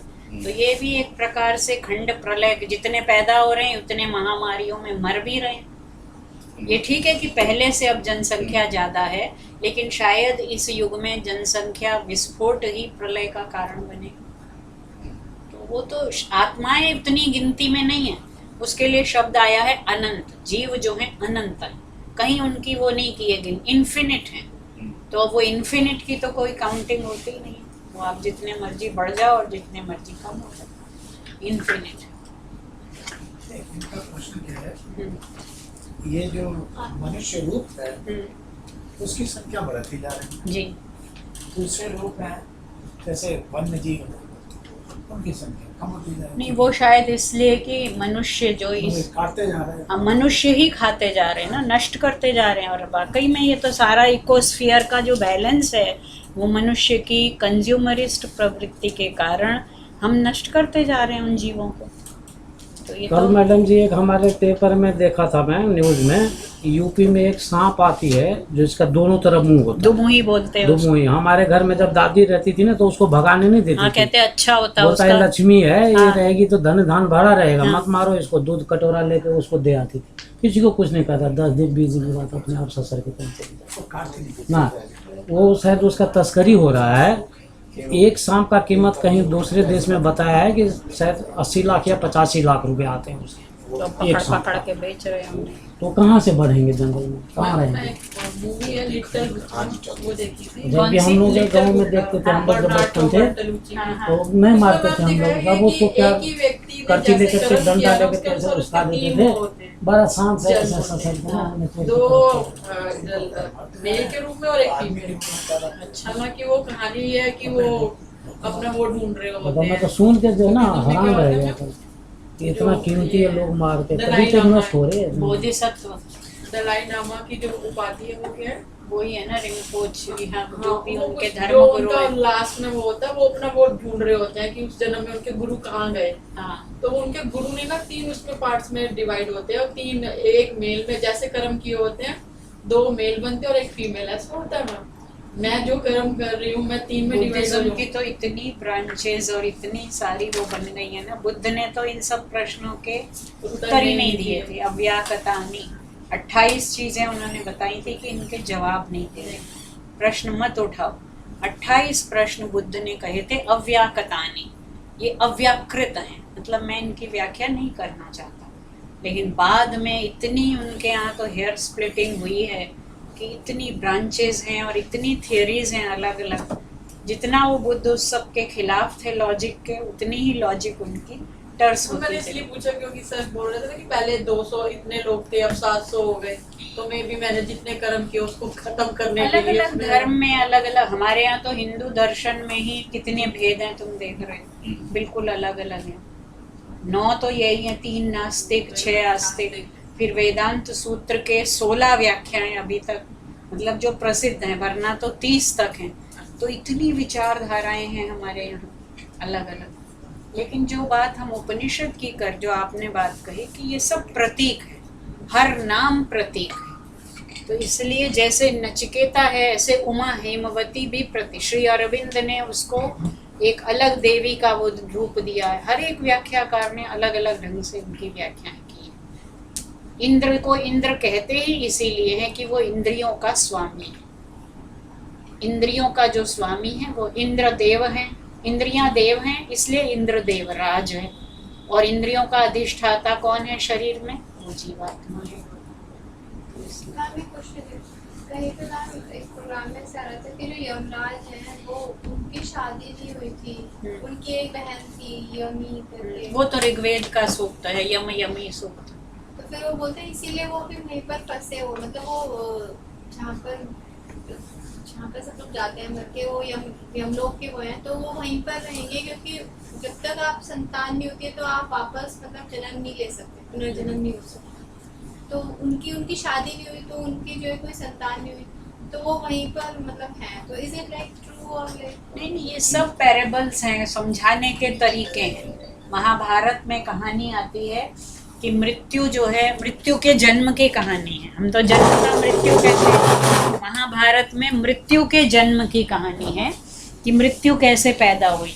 कहते हैं कि जैसे जो जनसंख्या वाला तुमने प्रश्न उठाया ना, वहाँ पर है कि धरती जाती है ब्रह्मा जी के पास कि इतने लोग बढ़ गए हैं कि मुझसे अब भार नहीं सहा जाता, मैं नहीं सह सकती, कुछ करो।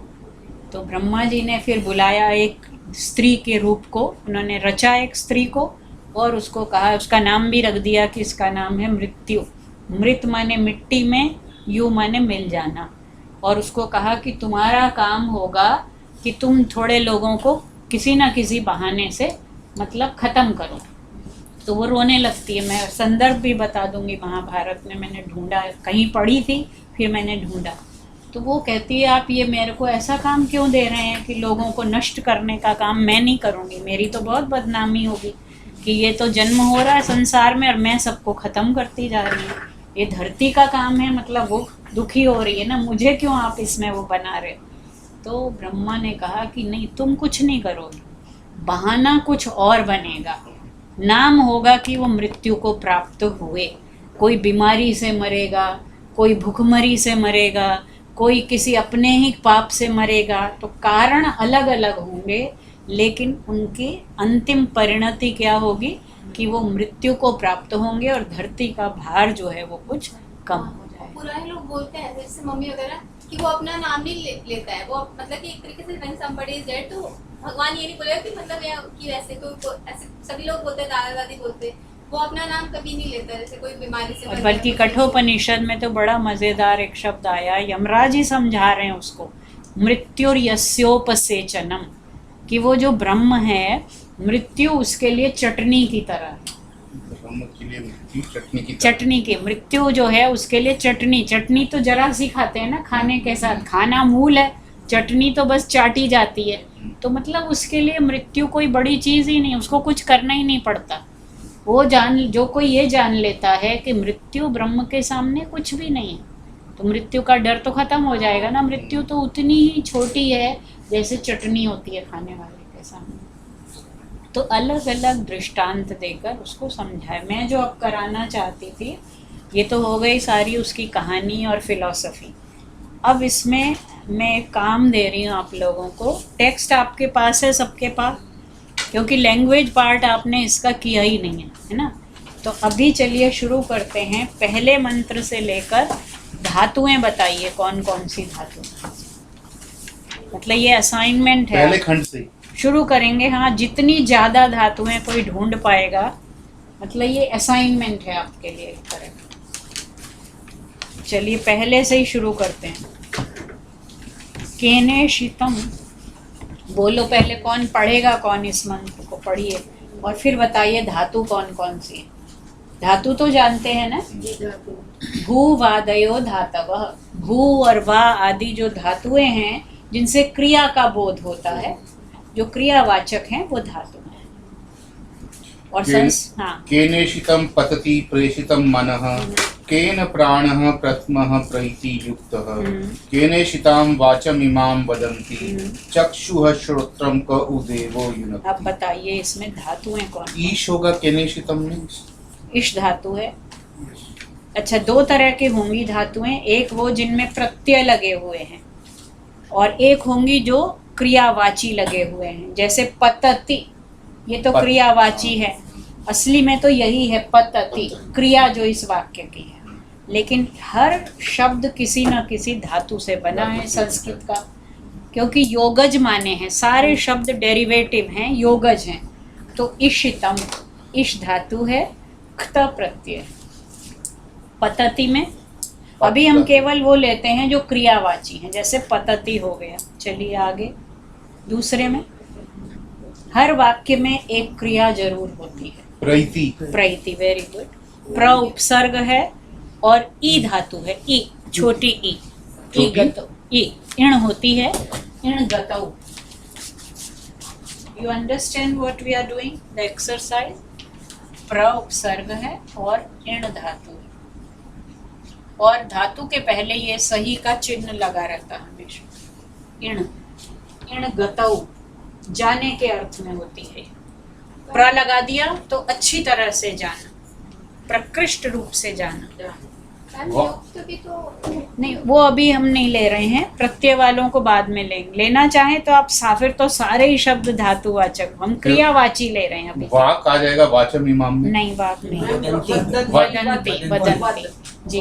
पर वाच वो नहीं होगा। नहीं, वाच तो शब्द है, द्वितीया एक वचन अच्छा, है। अच्छा। वाचम वदंती कर्म है वो।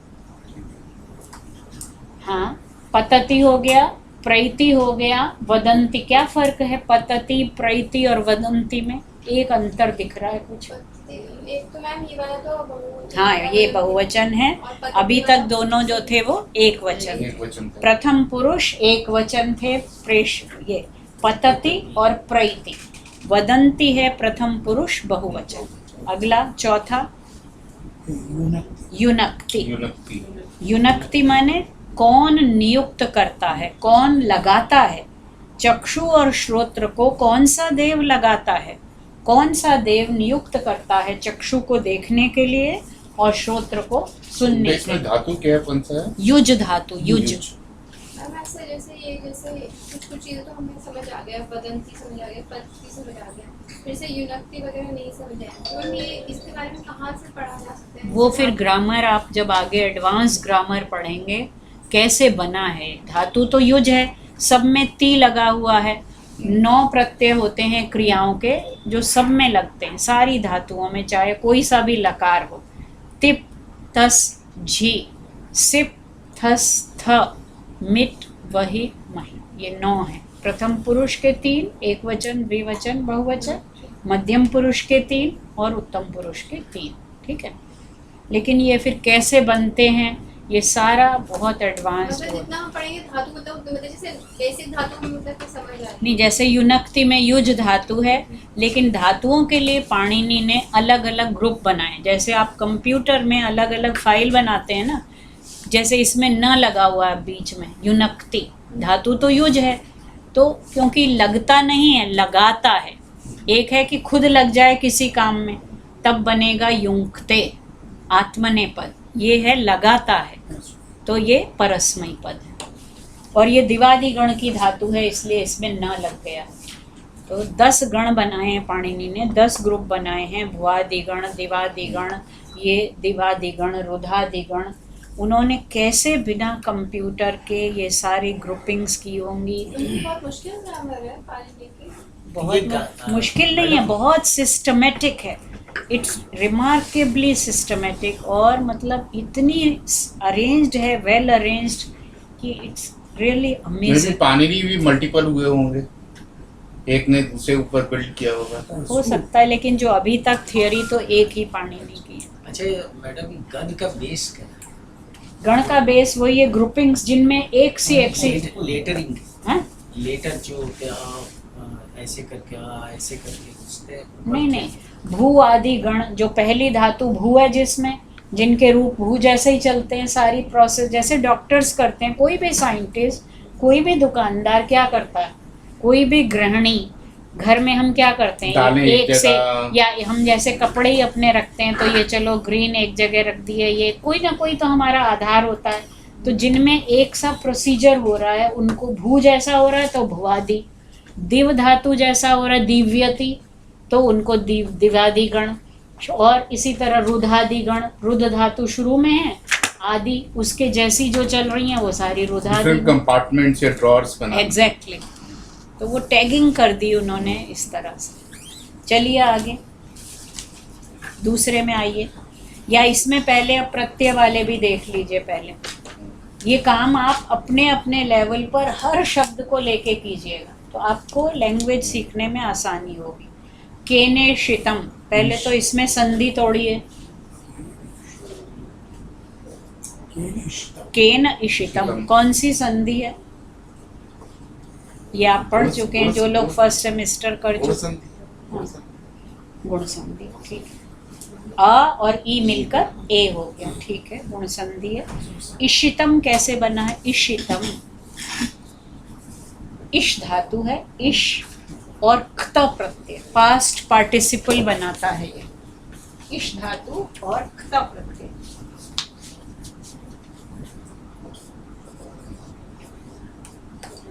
और शायद उस दिन बताया था उन्होंने, बिमली जी ने, वैसे तो आजकल की जो सुबह कौन पूछ रहा था, ये तोशी आपने पूछा था ना, लौकिक संस्कृत और वैदिक संस्कृत। लौकिक संस्कृत में इश धातु से क्ता लगाएंगे क्या बनेगा? सामने आप बना सकते हो, इष्ट इष्ट इष्ट इष्ट बनता है ना, उसमें अभी लगा देते हैं तो अभीष्ट। लेकिन यहाँ इश और क्ता के बीच में क्या लगा दी? एक और इशित, इट का आगम कर दिया, इट ई आ गई बीच में, क्योंकि ये वैदिक प्रयोग है। लौकिक संस्कृत में इशित नहीं बनता है, इष्ट बनता है, जबकि वैदिक संस्कृत में बीच में यहाँ इट का आगम हो गया है। आगम क्या होता है? दो चीजें होती हैं। आगम कहते हैं आके बीच में बैठ जाना, दो बैठे हुए हैं और कोई तीसरा अक्षर आया, उसने कहा जरा जगह बना दो, वो भी बैठ गया, वो आगम हो गया। एक होता है आदेश। पाणिनि के व्याकरण में आगम और आदेश दो प्रोसीजर होते हैं। आगम होता है मित्र की तरह, क्योंकि वो तो मित्र दो बैठे हैं, तीसरा आके अपनी जगह बना लेता है बीच में। और आदेश होता है शत्रु की तरह, वो आता है, उसको हटा देता है, उठा देता है और खुद उसकी अच्छा, जगह it's not like order. आदेश का मतलब कि उसको हटा के उसकी जगह बैठ गया। जैसे त को ट का आदेश हो गया, है तो त सब्स्टिट्यूट, यहाँ ट हो गया, तो ये तो आगम, ये ट का तो लोप हो जाएगा। ई का आगम हुआ, बीच में आ गई। So it is in addition to whatever is existing, and this is substituting the one which was earlier there. It has substituted the ta and the ta has come in place of ta. तो ये मित्र की तरह होता है, ये शत्रु की तरह होता है। ग्रामर समझाने के ये तरीके। इशितम, आगे फिर इसी में प्रेषितम, प्र उपसर्ग है, वही है बिल्कुल ज्यों का त्यों, बस उपसर्ग लग गया प्र। इशितम माने चाहा गया, प्रेषितम माने भेजा गया या प्रकृष्ट रूप से चाहा गया।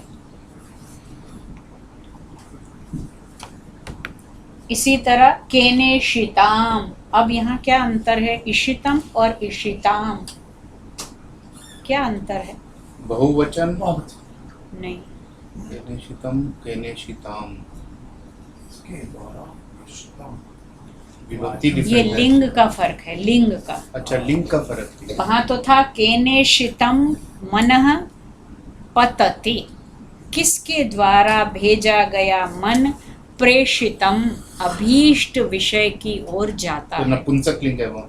मनः नपुंसक लिंग था, यहाँ पर क्या है?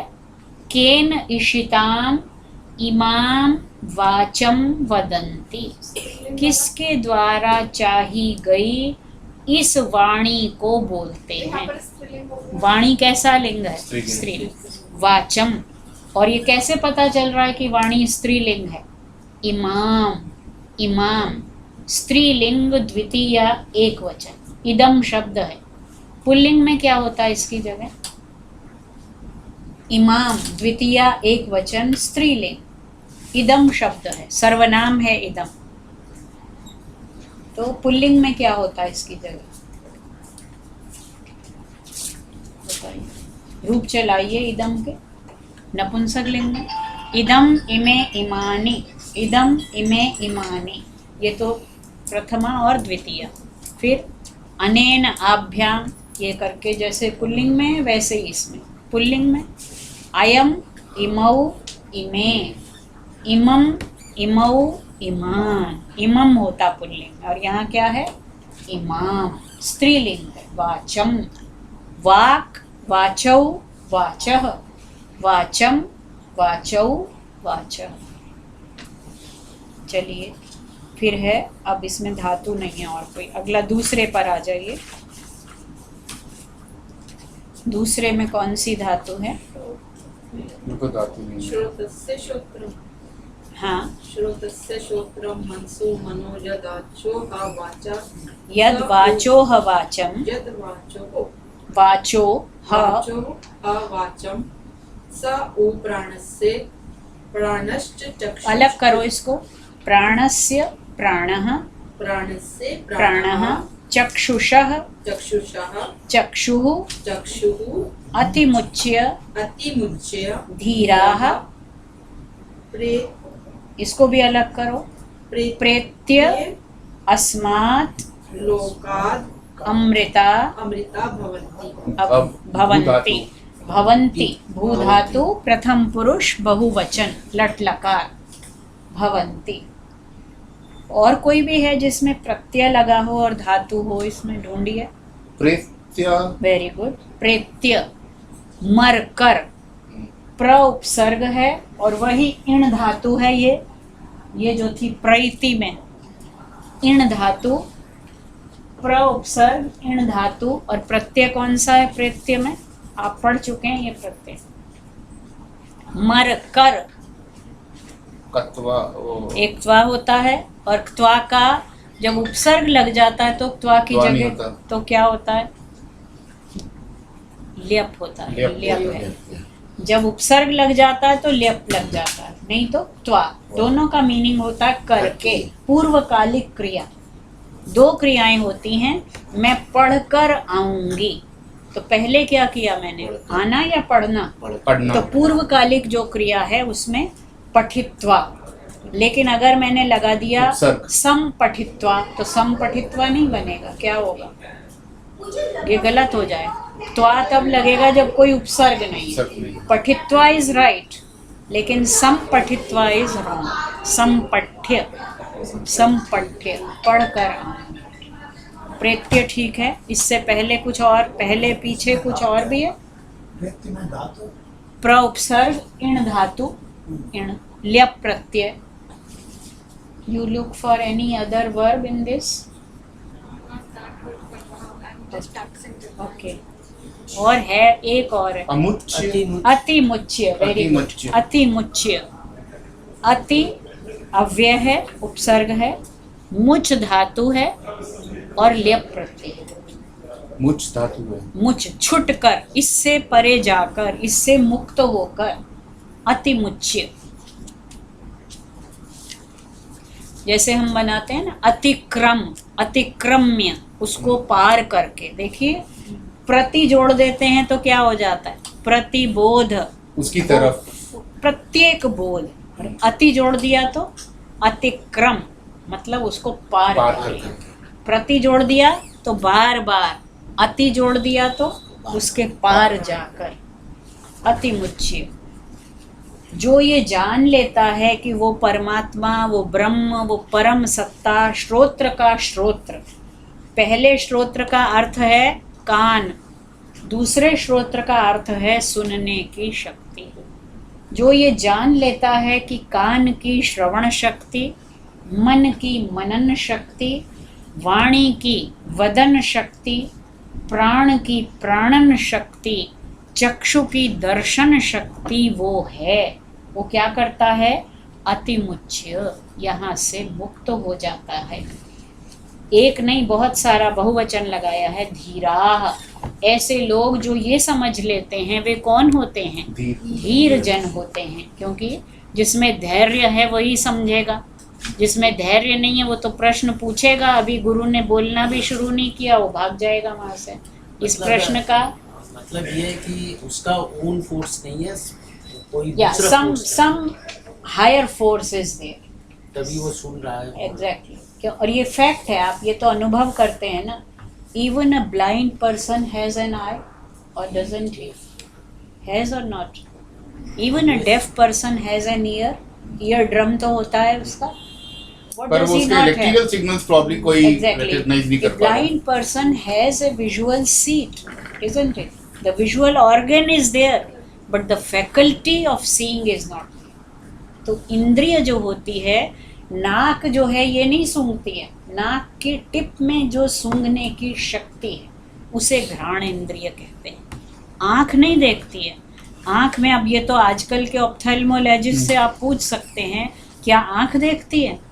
आँख में भी पता नहीं रेटिना के अंदर जो एक डॉट है वहाँ पर आपकी देखने की शक्ति है। तो आँख की देखने की शक्ति, इसी तरह बोलने की शक्ति। कई बच्चे बोलते नहीं है साल 2-2 साल तक, तो वो पुराने बूढ़ी औरतें कहती थी पता नहीं क्या चिपका रहा है, वो कुछ कटवाते हैं उसका, पता नहीं क्या करते हैं। तो वो टिप ऑफ द टंग पर वो आपके बोलने की शक्ति रहती है, वाणी की शक्ति, मन के मनन की शक्ति। जो ये जान लेता है ऐसे लोग धीर होते हैं। क्या मिलता है उन्हें?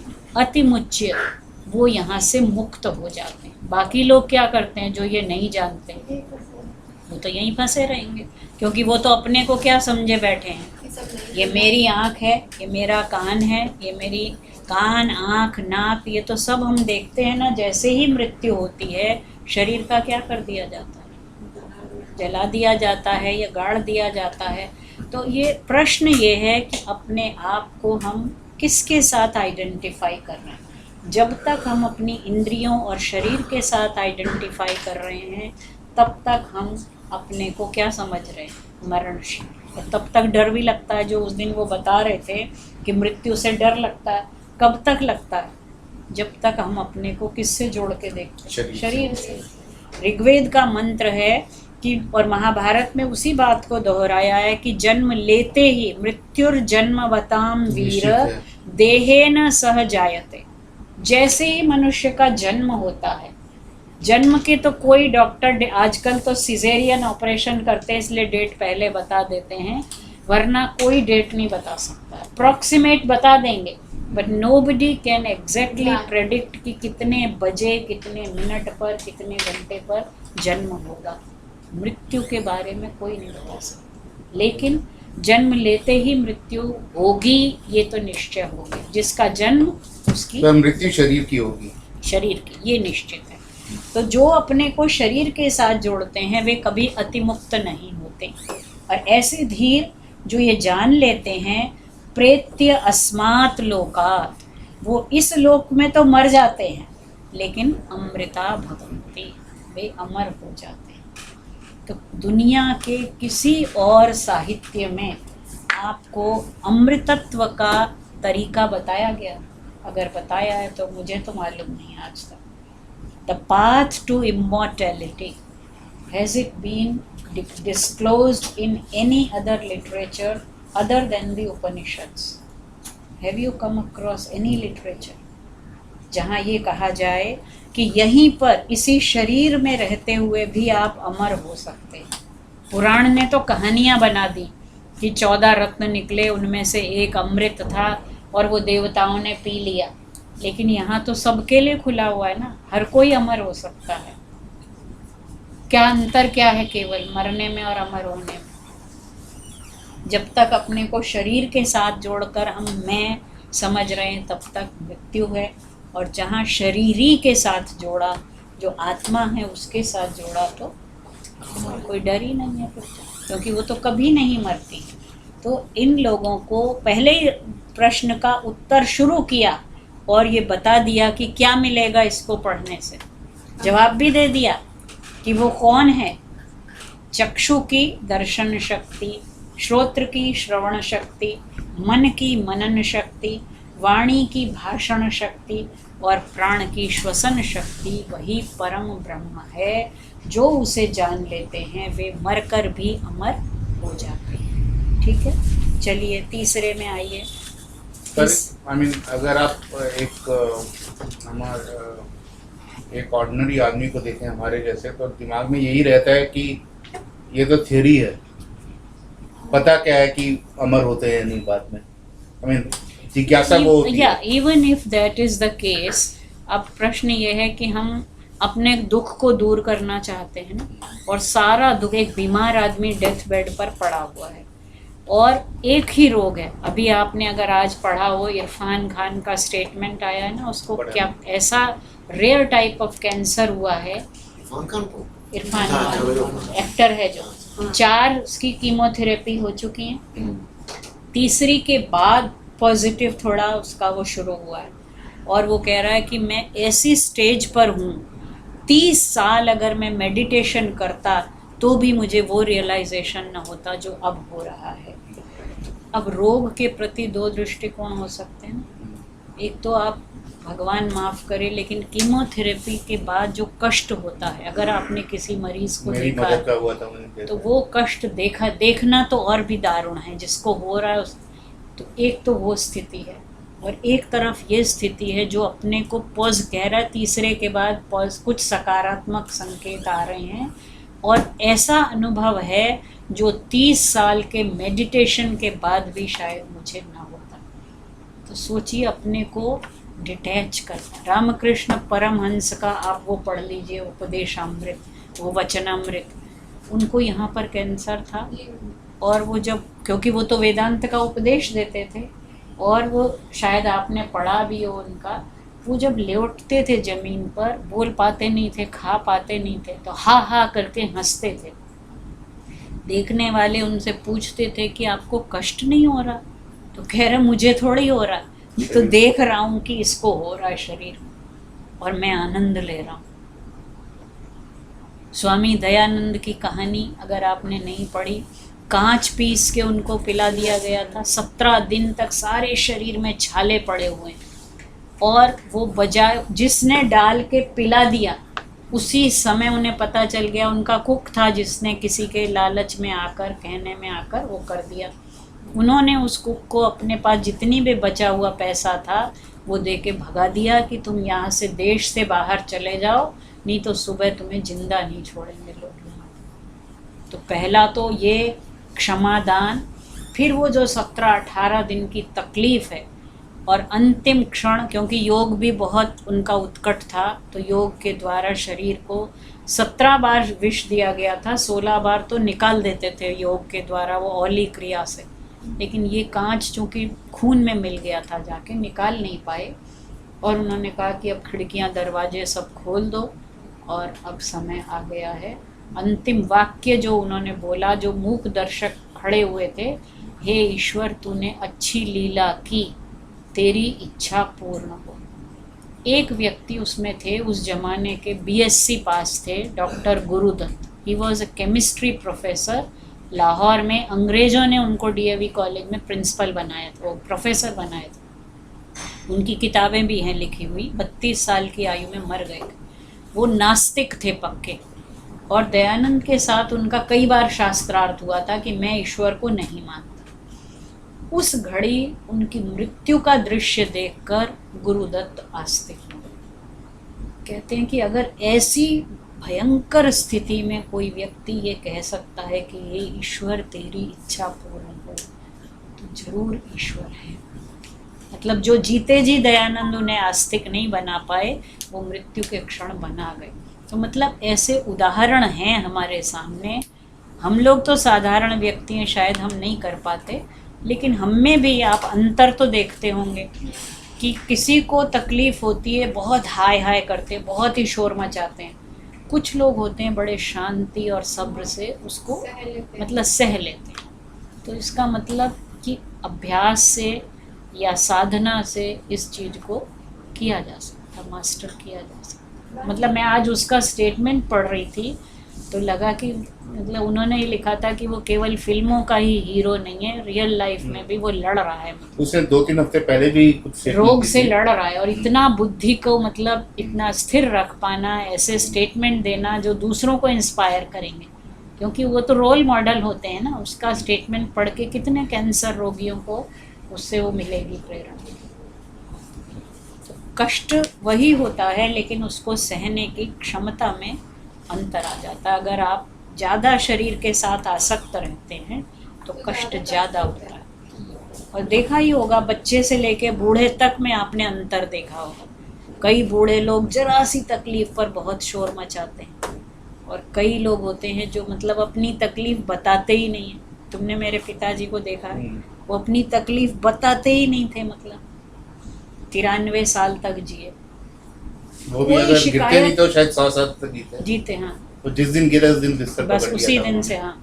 कभी उन्होंने अपनी तकलीफ, मेरी माँ के बाद वो 33 साल रहे, लेकिन कभी नहीं कहा कि मुझे यहाँ दर्द है, यहाँ मुझे दिखना कम हो गया था उनके, सब वो कुछ सामने तकलीफ दिखता थी, था। लेकिन पुराने लोग ज्यादा ऐसे थे, क्योंकि जैसे मेरे भी दादा थे, वो मेरे को कल मेरे हस्बैंड बोलते हैं, उन्होंने पूरी जिंदगी में उन्होंने कभी नहीं बोला कि मेरे को कुछ तकलीफ है, बल्कि उनको Exactly. बहुत सारी बीमारियां भी हुई। जब हॉस्पिटल में थे मेरे फादर भोपाल में, तो वहाँ डॉक्टर आया और बार बार कहते थे कि मुझे घर ले चलो, मुझे छुट्टी दे, मतलब हॉस्पिटल में नहीं, वो लगा दी, पाइप लगा दी, नहीं अच्छा लगता था। तो मेरे भाई ने उनको हंसाने के लिए बोला कि ये शेर व शायरी भी करते थे अपने ज़माने में। तो डॉक्टर बोला कि सुनाइए कोई शेर, मतलब इतने वो लगी हुई हैं पाइप और ये, उन्होंने शेर सुनाया। और कौन सा शेर सुनाया? वो है ना, मकतबे इश्क का सबक निराला देखा, उसको छुट्टी ना मिली जिसने सबक याद किया। तो वो छुट्टी की बात कर रहे हैं कि मुझे छुट्टी दे दो, डॉक्टर को ये शेर, डॉक्टर भी हंसने लगा इतना, मतलब। और अलर्टनेस देखो ब्रेन की, कि उस तकलीफ में भी उनको शेर भी याद है और ये भी याद है। उसी समय अप्रैल 4 को डेथ हुई, 23 मार्च को यहाँ मुझे वो मिलना था, प्रेसिडेंट अवार्ड। तो मेरे भाई ने कहा कि दीदी को वो मिल रहा है, दिल्ली जा रही है।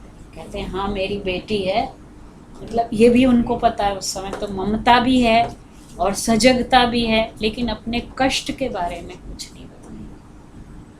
तो ऐसा होता है, मतलब ये तो साधारण व्यक्ति की बात कर रही हूँ, जो योगी होते हैं उनकी तो बात ही अलग है।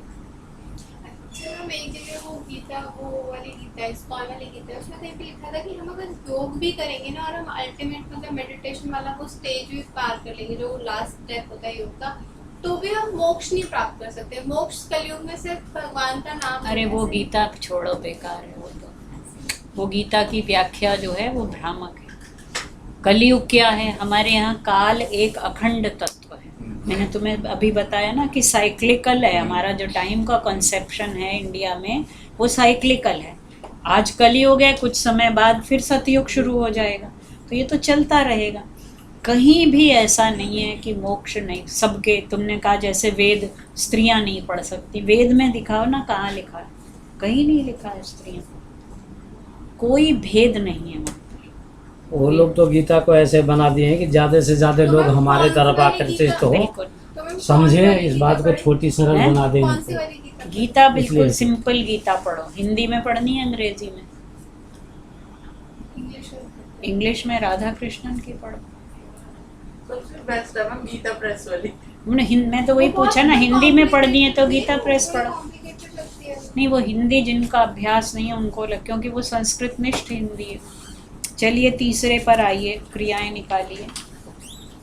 और गीता का एक कमेंट्री है which looks at Gita from a point of view of daily personal battles। वो कमेंट्री इनकी परमहंस योगानंद की लिखी हुई है, गॉड स्पीक्स टू अर्जुन। वो हिंदी में भी है, इंग्लिश में भी है। उनकी तो बहुत स्पीक्स अच्छी, टू अर्जुना, वो 12-13 2 वॉल्यूम। उनकी तो ऑटोबायोग्राफी ऑफ अ हाँ। योगी भी बहुत अच्छी। तो हिंदी में ओरिजिनल इंग्लिश में लिखी थी उन्होंने, पर अब हिंदी में भी अवेलेबल है उसकी ट्रांसलेशन। परमहंस। नहीं, परमहंस योगानंद की God speaks to Arjuna. Madam थोड़ी सी ऐसी बुक्स बता दो ना जो मतलब बहुत अच्छी हैं पढ़ने में। मैं बताती हूँ, एक कोई- किताब है गीता रसामृत, जैसे तुम बता रहे हो, शिवानंद जी, तुमने सुना था उनका लेक्चर, नोएडा में आए थे हमारे सेक्टर में। गीता रसामृत, किनकी और है? ये शिवानंद जी की, उनकी किताबें बहुत अच्छी, जो लोग हिंदी में पढ़ते हैं। एक उनकी किताब है जीवन और सुख, बहुत ही अच्छी किताब है, ये किनकी है? इन्हीं की है, शिवानंद जी। और मैम थोड़ी वो और ये ऐसे व्यक्ति हैं, मेरठ में कॉलेज है DN कॉलेज, देवनागरी कॉलेज, उसके ये प्रिंसिपल थे, अभी भी जीवित हैं। और इन्होंने सारा जीवन, प्रिंसिपल थे, हम तो स्टूडेंट दूसरे कॉलेज में, मैं लड़कियों के कॉलेज में पढ़ती थी। वो धोती और कुर्ता पहनते हैं, कमीज़ और धोती, कभी उन्होंने कोई गर्म कपड़ा नहीं। अब शायद 95 साल के होंगे, ये जो राजीव रत्न शाह है ना, इनके गुरु हैं, यहाँ आ चुके हैं, उपनिषद पर ही उनका लेक्चर हुआ। तो गीता को वो जीते हैं, मतलब वो जो शीतोष्ण वाली बात है ना, कभी गर्म कपड़ा नहीं पहना, कभी कोई दवाई नहीं ली, और ऐसे ही सारे उपनिषदों पर उन्होंने लिखा है। वो रसामृत नाम से ही लिखा है, मुंडक रसामृत। ठंडी के मौसम में ठंडी के मौसम में कैसे हैं? कैसे पॉसिबल है? नहीं, अभ्यास नहीं ऐसे तो उनको मुरारी बापू को देखो। नहीं। वो कहते हैं कि आपने चेहरे पर कभी कोई टोपा लगाया? आपने, उनसे मैंने पूछा था जब हम पढ़ते थे कि आपको ठंड नहीं लगती, हमें तो इतनी, मुझे तो वाकई में बहुत लगती है। कहते हैं चेहरे पर कभी कोई टोपा लगाया? मैंने कहा नहीं। तो कहते हैं बस ऐसे ही है, जैसे चेहरे को अभ्यास है ना, ऐसे ही शरीर को अभ्यास फिर की साधना वगैरह भी करते हैं तो उससे करते होंगे। मतलब उनका भी सारे उपनिषदों पर उनकी, लेकिन गीता पर तो उनकी बहुत, और एक ये किताब जो है जीवन और सुख, बहुत ही अच्छी। इसमें एक लेख है उनका, मेरठ में है। अवेलेबिलिटी कहाँ पर हम्म? बुक्स ये गूगल और बनारस से फ्लिपकार्ट छपी है। अमेजोन में मिल जाएगी। आजकल तो सब कुछ नेट से मिल जाता है। अमेजोन या फ्लिपकार्ट। जीवन और सुख में उनका एक लेख है, मृत्यु महोत्सव, जो आज हम बात कर रहे हैं ना। उन्होंने लिखा है कि मृत्यु को भी, हम सारी यात्राओं की तो तैयारी करते हैं, छोटी सी भी कहीं हमें ट्रिप जाना है तो सारी तैयारी, और जो जन्म लेते ही निश्चित है कि ये यात्रा करनी है, उसके लिए तैयारी नहीं करते। बहुत अच्छा लेख है और समझाते बहुत। आजकल नोएडा में रहते मेरठ में पहले आते थे, नोएडा में उनकी बेटी, नोएडा घर उनका घर नहीं है, उनकी बेटी का घर है। आते थे पहले, अब तो काफ़ी हैं? वृद्ध, हाँ अभी हैं, काफ़ी वृद्ध हो गए हैं। राजीव रत्न शाह उसमें हाँ वो सेक्रेटरी थे, आईटी सेक्रेटरी राजीव रत्न शाह ही उन्हें बुला मध्य के लाए। प्रदेश कैडर के हैं वो।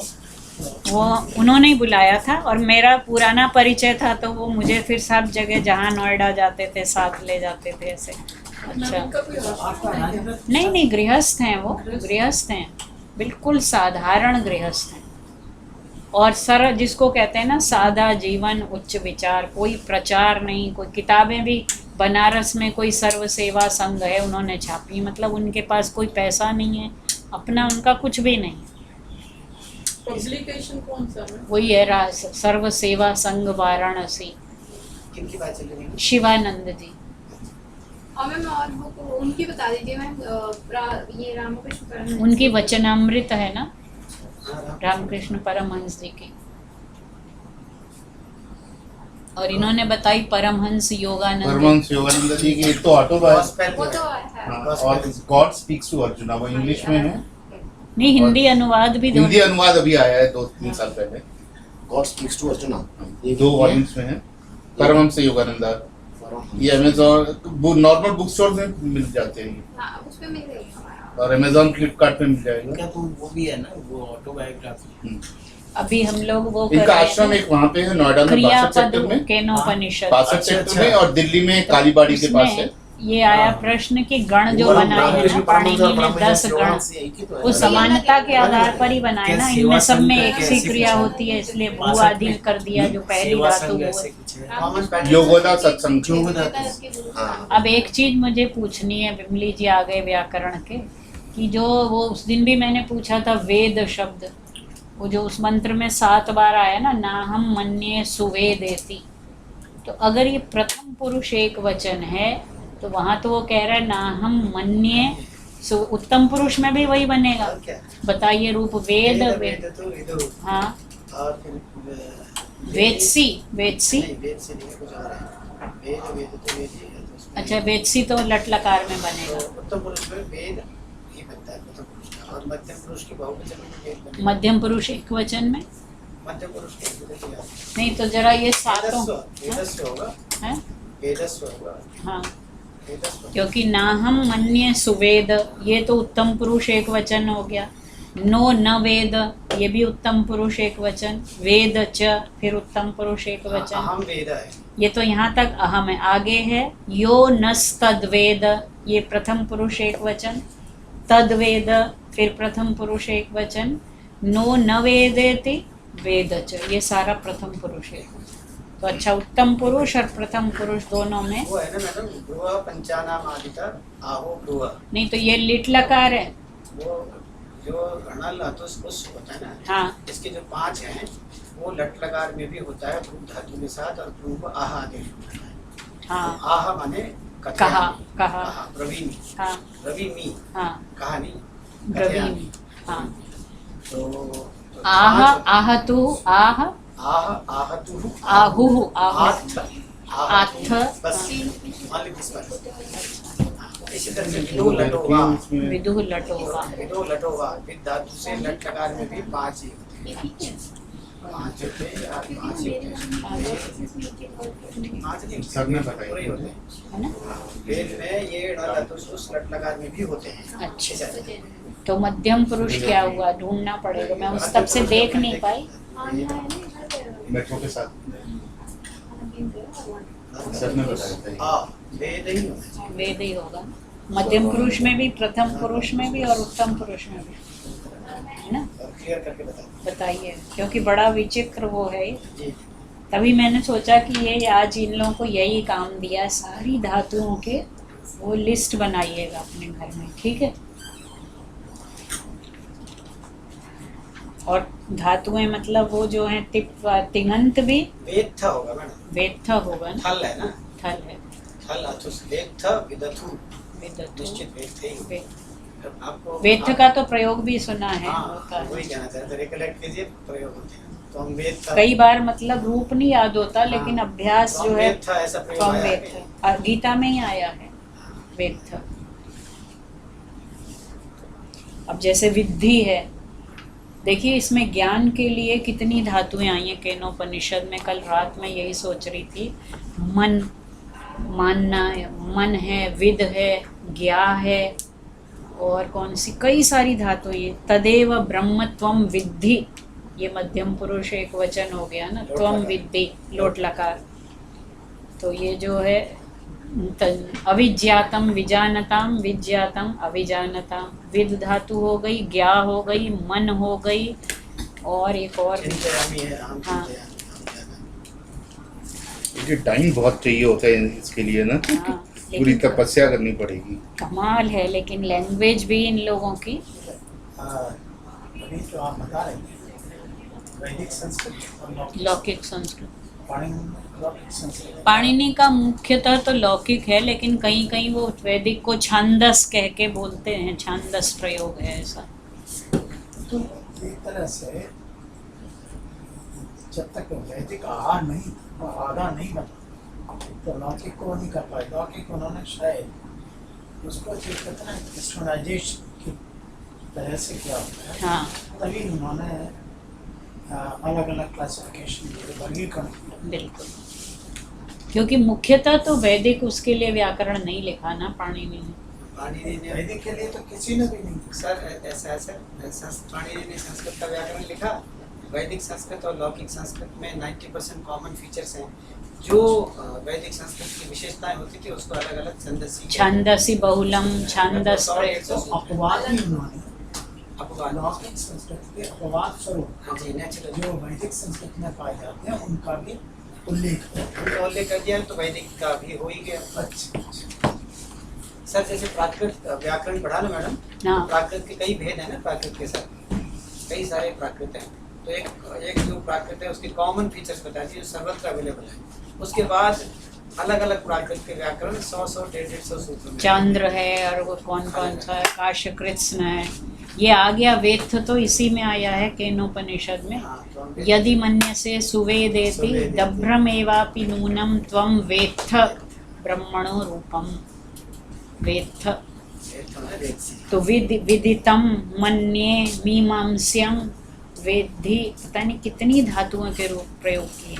एक अच्छा लेख बन सकता है। नहीं, लेख क्या, मेरा तो इस पे 2 लेख हैं, बल्कि जिसको चाहिए हो मैं दे दूंगी। एक मेरा है शंकरा ऑन केनोपनिषद, और दूसरा है प्रतिबोध विदितम एस साक्षी चैतन्य। दोनों चाहिए। ठीक है, उसमें ग्रुप में डाल देते हैं ना। हाँ मतलब वो, लेकिन वैसे नहीं है मेरे पास, स्कैन करने मेरे को पड़ेंगे। पेपर दे मैं दीजिएगा, दूंगी। शाम को मैं स्कैन कर दूंगा ठीक कल, है, हाँ तो ग्रुप में डाल मैम देंगे। अगर आपके कहीं पे टॉप्स भी होते हैं, जैसे कुछ तो मैंने देखे यूट्यूब पे वो हाँ। एमिटी वगैरह के, तो उसमें एमिटी टॉक्स तो अब मेरी एक स्टूडेंट है, वो डाल देती है वैसे मेरे उस पर कहीं कहीं। वेबसाइट के उसमें लिंक दे रखे हैं उसने। पहले तो ये सब पता ही नहीं था, मुझे तो अभी भी नहीं पता, लेकिन वो डाल देती है। रेनू डालते हो? रेनू, हाँ। इसकी भाषा पर काम होना चाहिए, है ना? चलिए चाय ले आया। Thank you. आइए ठाकुर जी साफ कर दीजिएगा जरा। अभी आप लाए हो?